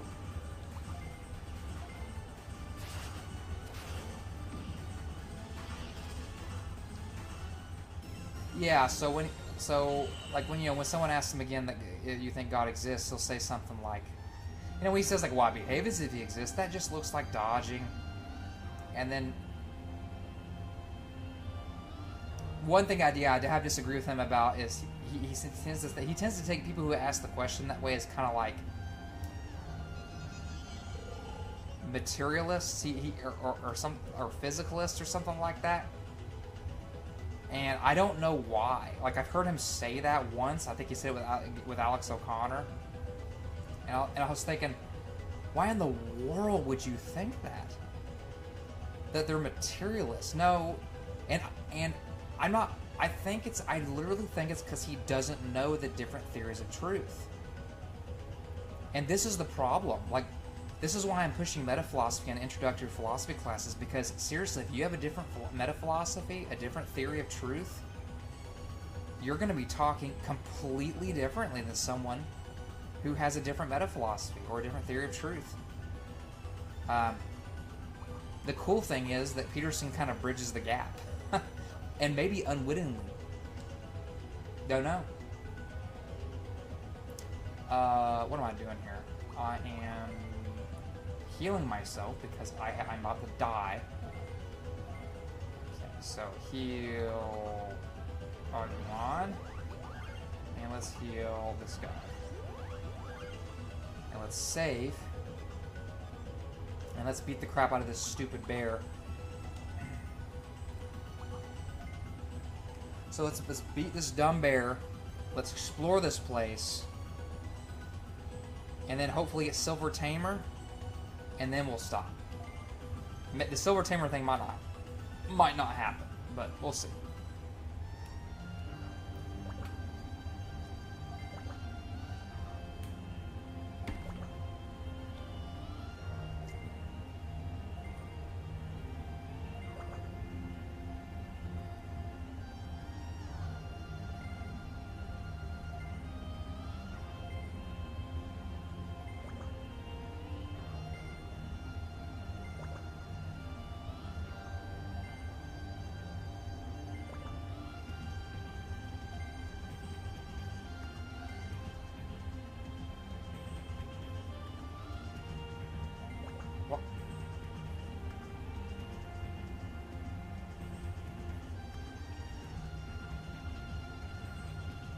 I don't know. I don't remember, dude.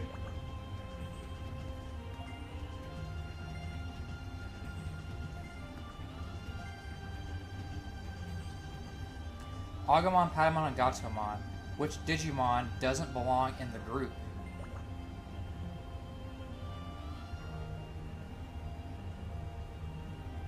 Patamon's a bird type Digimon. Gautomon is a beast. I think it's Patamon. I don't know. Oh.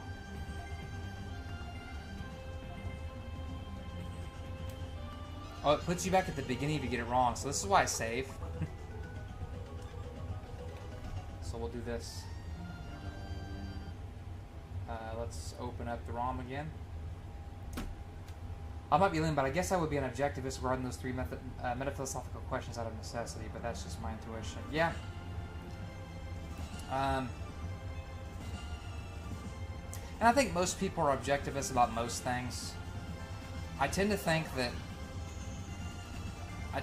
if you're not an objectivist about something, there needs to be a very, very particular reason. So scientific, well, I'm actually thinking of realism, I guess, versus anti-realism in the various areas like science, morality, the external world, other minds, metaphilosophies, etc.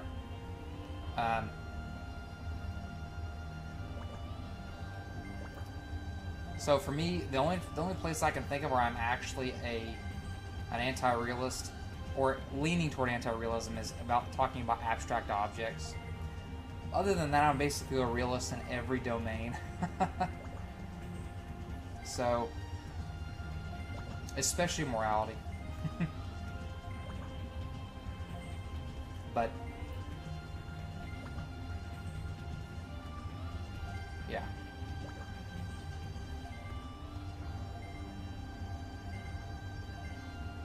And people like don't tend to understand the difference between objective and subjective a lot of times. And honestly, that language can be a little bit confusing. But it's making it explicit. Well, two things. It's making the differences between subjective and objective explicit, and it's also letting people know that the distinction is only useful in highly theoretical situations and not in kind of practice, right? So, like for example, in the external world, when you talk about like the external world, like trees and hands and cars and tables, we don't tend to say, oh, well, there are objective trees or there are objective cars. We tend to just say, hey, there are cars and there are trees and there are hands. And I think that's right. I think that's a fine. I think that's a fine way to talk. So those two things when it comes to subjective, objective, and in various domains, it's people tend to talk about them in morality, but I mean the language kind of translates over, and I tend to not like inconsistencies. I like really good and clean taxonomies.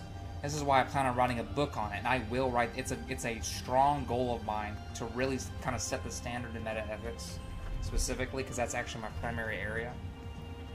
So, anyway, so what makes something abstract in your understanding of why regard it as non-real?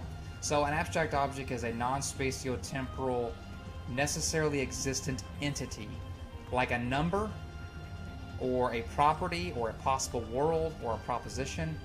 Right? Things are they're not just abstractions.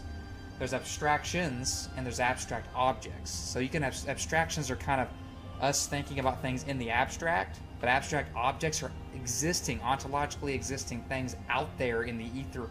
And by that I mean they don't exist in time or space. So like when you say, for example, and here's kind of how it goes. You say 3 is prime.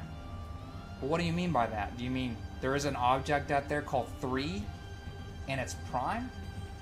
And if you say, well, no, I don't mean that, I was like, well, what do you mean then? Because if you're talking about something, then the something has to exist in order for you to actually talk about it, right? And then people kind of get confused about the philosophy of language and bad theories of reference.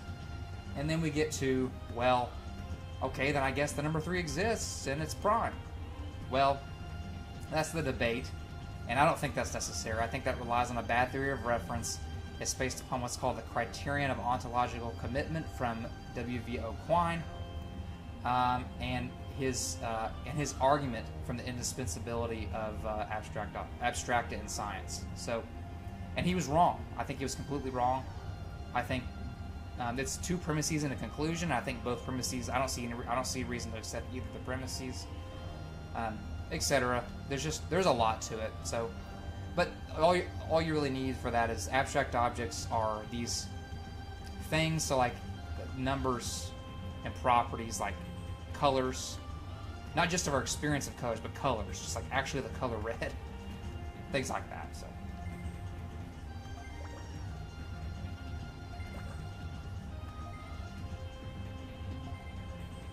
And one thing I really appreciate about like language, because I used to think really. I've always kind of went this way, but I haven't really thought like explicit this way for a long time. But I'm really serious about words. I like being articulate, and so I like to like kind of sometimes study vocabulary, and kind of have a flow to my speech and everything. So I really care about words, and I don't like to change the definition of words willy-nilly. Like in the past, this is why I like people trying to change the definition of like Christmas and the word atheism and more realism, and honestly the man woman masculine feminine stuff that gets a little wonky. Like I like words to be clean and useful. And when people try to change the definition from what it used to be or how they grew up, I question why. It's not that they necessarily have a bad reason. It's just that I want to know the reason because I'm very suspicious of doing things like that. So yeah, I like philosophy of language type stuff too, which I'm not including in the intro to philosophy class. Like it's just it gets too esoteric for an intro class. So anyway, yeah, same here regarding language. So would mathematics be merely conventional constructs or what? So what I would say is I'm what's called a pretense theorist, and I think we can operate under what's called free logic. So in other words, when we use mathematical statements, they're still literally true. So let me back up. So when you say 3 is prime, the way I take that is, it's literally true. It's not just fictionally true. Some people say, oh, well, it's fictionally true, but not literally true. That's what fictionalists say. Say, okay, well, that's literally false. It's not literally true that 3 is prime because 3 doesn't exist. But it is fictionally true. It's fictionally true in the same way we say Harry Potter is 5'9", or something like that, however tall he was. That's fictionally true. It's not literally true because there's no Harry Potter. I don't go that route. I actually say that is a way you could go, but I'm a pretense theorist. I say no, that's literally true, because when you say something like 3 is prime, what you're doing is you're operating under the pretense that 3 exists in order to get our use out of the numbers or whatever you're referring to in language. So we're just operating under the pretense that such things exist, and you don't need to actually infer the existence of 3 in order to say literally true things. So, when it comes to meaning, you can't decide the meaning of a word completely irrespective of a person's intentions. Because words come from persons. They come from minds, not... they don't just magically exist out there and have their meaning just kind of stuck to them. Because language does change. Anyway. And if I struggle with kind of question, I'd like to sense for your help. Okay, sure. Miracle DE, yay. So now I can go back to there. Can I go there? Since I now have Miracle DE, I should be able to go to the Chrome Mine. Oh, that's funny. The gate to the Chrome Mine won't open.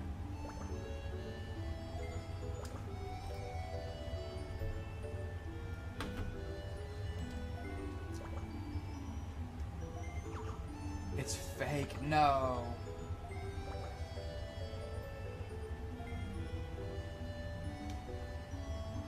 Oh, it's a Digi-Egg. Oh my gosh.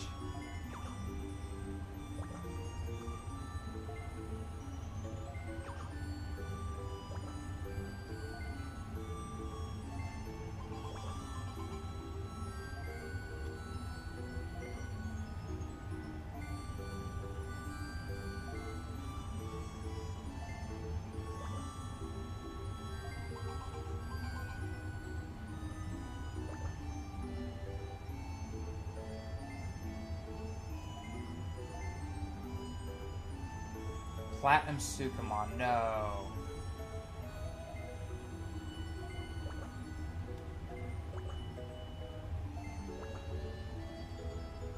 The Drain Tunnel?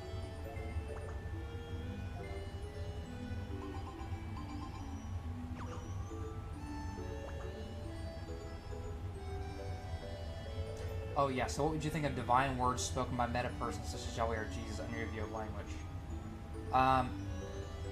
So I think when God speaks, he relays the meaning of his words, depending on, say, like context and the way he formulates it, basically. And actually, when it comes to abstract objects, and I think this is true, if there is an actual need for those things, I would still deny their existence, but I would convert them into the ideas of God, basically. So when it comes to propositions, for example, I would identify those with the thoughts of God, and then other abstract them maybe as the intentional parts of those ideas. So, and that's actually called theistic conceptual realism. So I'd be a divine conceptualist, if there were a need for them, which I don't think so. I don't think there's a need for these abstract kind of things. Though I do say this all the time to Matt. I'm like, man, I kind of wish propositions did exist, because dang, they operate as a very good argument for God's existence. Because if you look at the features of propositions, man, there's a one-to-one correspondence between propositions and thoughts. It's pretty amazing, and there's an infinite number of them. Anyway.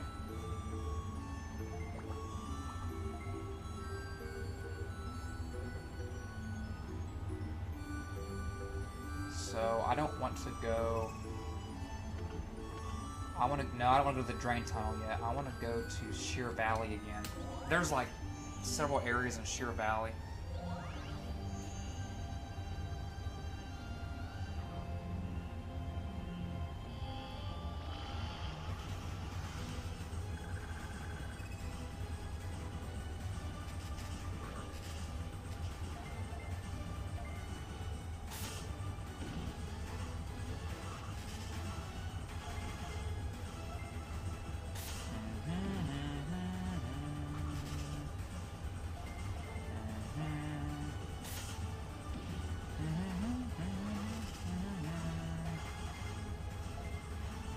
It's actually funny too you mentioned that, because divine command theory, under that, which is like it's a theory of moral obligations that says that moral obligations are identical or constituted by God's commands. Well, actually, I should be clear. The properly communicated commands of God, which are just divine commands, God's not going to command you if you can't properly communicate them. And so, yeah, that's what serves as the foundation for moral obligations. Under that view.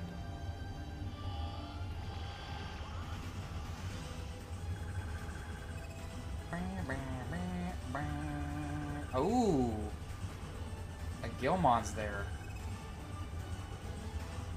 Wow.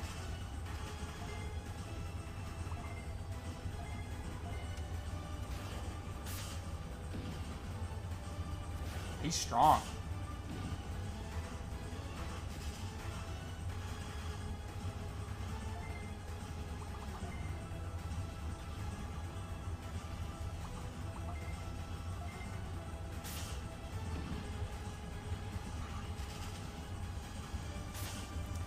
Oh, actually, come to think of it, so Gilmon eventually goes into... I think doesn't he eventually go into like Dukemon?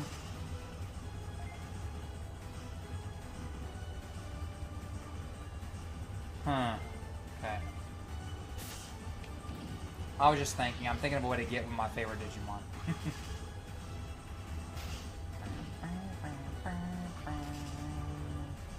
I'm just gonna explore this place, and then we'll probably stop right before the next area. And then tomorrow's Thursday. It's what I call Friday Eve. It's getting hot in here too.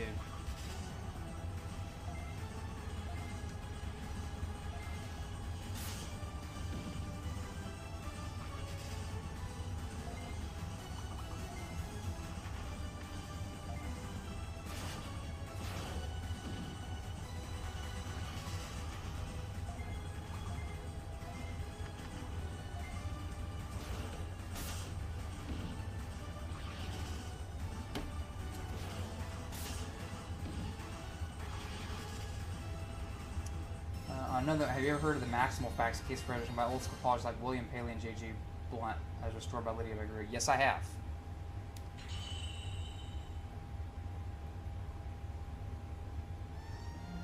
Now, I haven't researched it a ton, but I've definitely heard of it. Yeah.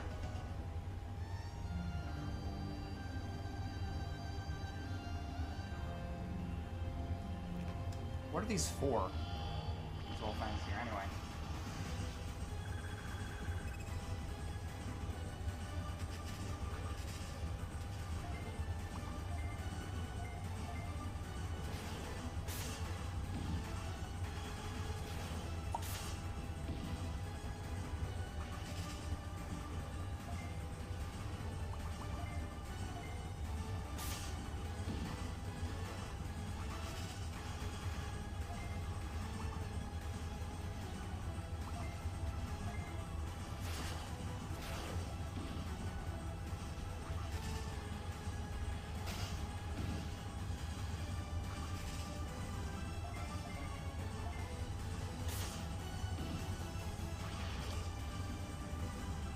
That stuff like that makes me like really be like, man, I really feel bad about not being able to read anymore. Like read anything, like read a lot of things.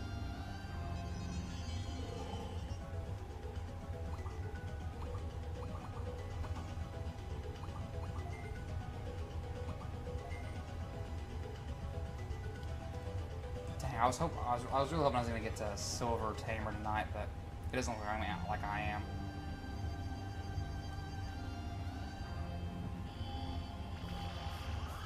Oh.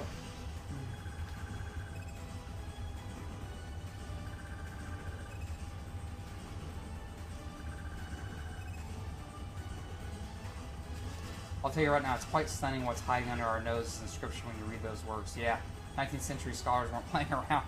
No. See, that's one of the things, too. It's like, there were... So...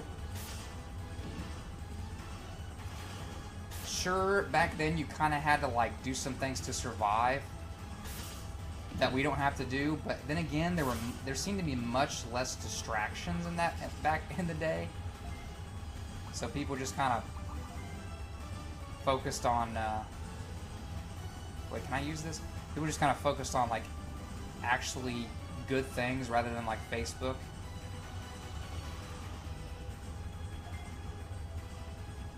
Oh, dang it, I keep pressing the wrong one.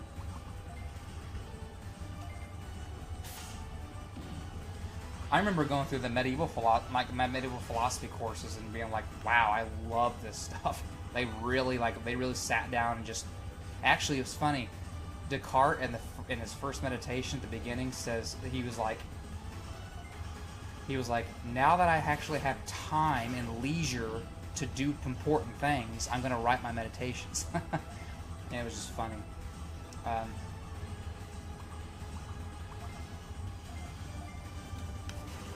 that's kind of how I feel.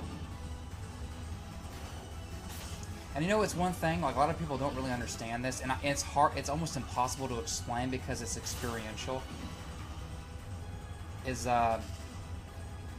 For a long time, I had tons of leisure time, and I was able to actually focus and develop a schedule to do things that were important in themselves, not just for what they produce, right? Which is the two kind of things: actions that are worth something insofar as what they produce, and actions that are worth something in themselves. This is kind of the Aristotelian distinction. I was doing the things that were like worth things in themselves, and I was doing it for like 12 plus hours a day. And then now I have a full-time job, and I don't do almost anything that's worth doing in itself. And I think that's how a lot of employers want you to view the job. I'm not saying mine do, but a lot of employers want you to kind of take your job as something that's worth doing in itself, and that's just not how that works. And it's hard to explain to them, being like, see, like, you'll notice, like, so I can't remember what it's called. There's some, I usually call it the prisoner's dilemma, where some people who are in prison for a long time, who have a really set schedule and things set for them, will get out and they'll become depressed, and a lot of them will kill themselves because they don't know how to live without a structure, something that's been structured for them. And a lot of people in the corporate world, I've noticed, do this. They do this. They have like a mild case of the prisoner's dilemma. So they'll come out of work and they won't know what to do with themselves, and they'll become depressed, chronic. They'll have some chronic pain, and they'll die early because they don't know how to live without kind of a structured corporate job, which is kind of sad but necessary for a lot of people. But I mean, I had the privilege of not having I mean, like, so when I retire, I know exactly what I'm going to do with my time, and I'll be completely fine. But a lot of people don't get that. They didn't have the leisure to learn how to do that. So.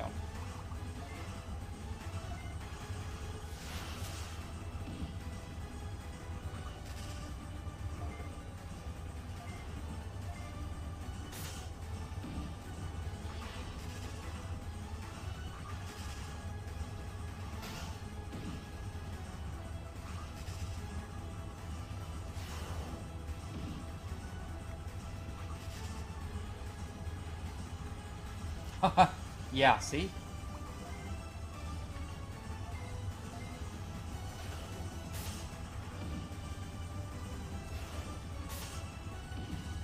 Yeah, I mean, I went, what did I start? I started like I started out as a Yogi Bear I was Yogi Bear. I started out on Yogi Bear campground.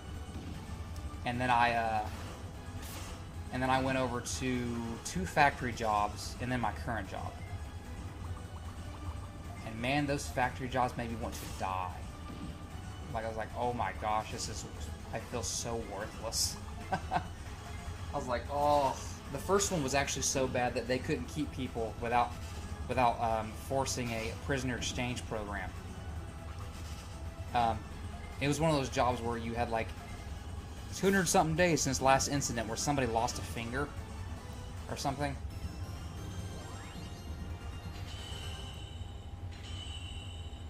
But yeah, it was not good. I do like my job now, I will say that. It is a good job. So I'm not complaining about the job per se. I'm just kind of complaining about the circumstances that force people to, like, you know, crush their souls working jobs like that.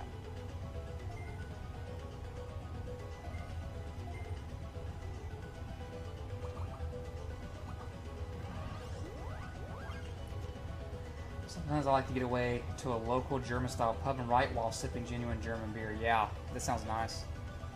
I haven't drunk beer in a long time. I'm actually kind of a wine guy, so I'm kind of pretentious.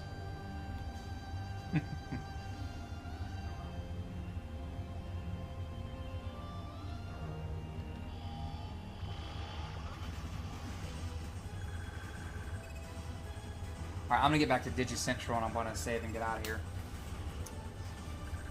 And I'll come back next time, and I'll announce it at the end. I'll probably explore this place just one more time, and then we'll move to the next area.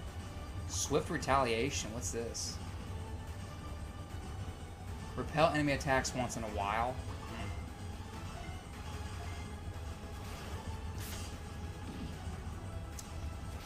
I will say for beer, I've never been able to drink any IPA or APAs.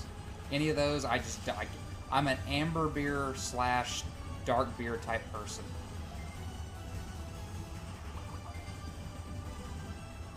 If I do drink beer ever. But yeah, I like a good, like, robust red wine. Black wine's pretty good, blackberry wine. I don't really care too much for a lot of sweet wines as much as I used to. My right finger got the flip-flop bottle treatment from a steel pallet once. Oh, well, the pain was revelatory, yeah. Like, the place I was at, I never had anything like that happen. But the place I was at, they didn't even have mechanics to fix the machines, because they would just screw up all the time, so you had to have people who were running the lines do it. And so I fixed that machine a crap ton of times. Almost got lit on fire once because sparks fly everywhere. Of course, there was like I don't even know what it was, 40-ton press that was in there that was loud, that would rock the houses across the street. So you had to have these, you know, your protective gear on. And I was actually lied to in that job. I was told that there were 8-hour positions. Another employee had to tell me that there were none, and it was all 12-hour. And I was in grad school at the time, and I told them very specifically I could not do more than 8 hours. And they told me, yeah, we'll put you on an 8-hour. They lied to me, and actually they violated my contract. So I emailed the VP and threw all my stuff in locker 50. And I told him I wasn't coming back, and I told him why. So that was fun. Mead maker, okay, that's cool. There's so much stuff that would be cool to do, you know, if I could have a life.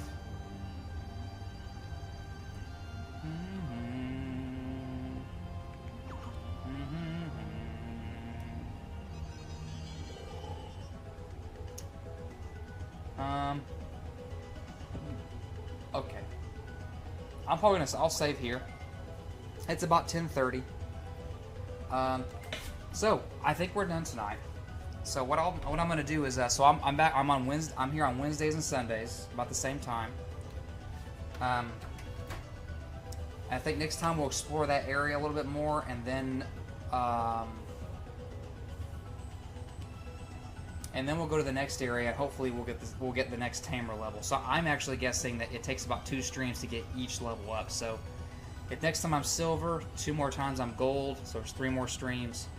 2 more times I'm platinum, and then I guess 2 more times and I'm the ultimate tamer. So that's 7 more streams to beat this game. This game is much longer than I thought it was going to be. But anyway, yeah, I have a whole list of games in a row that I'm going to play. And so, cool. Anyway, take it easy. Thanks for staying and chatting. Talk to you Sunday if you're here. But yeah, stay safe.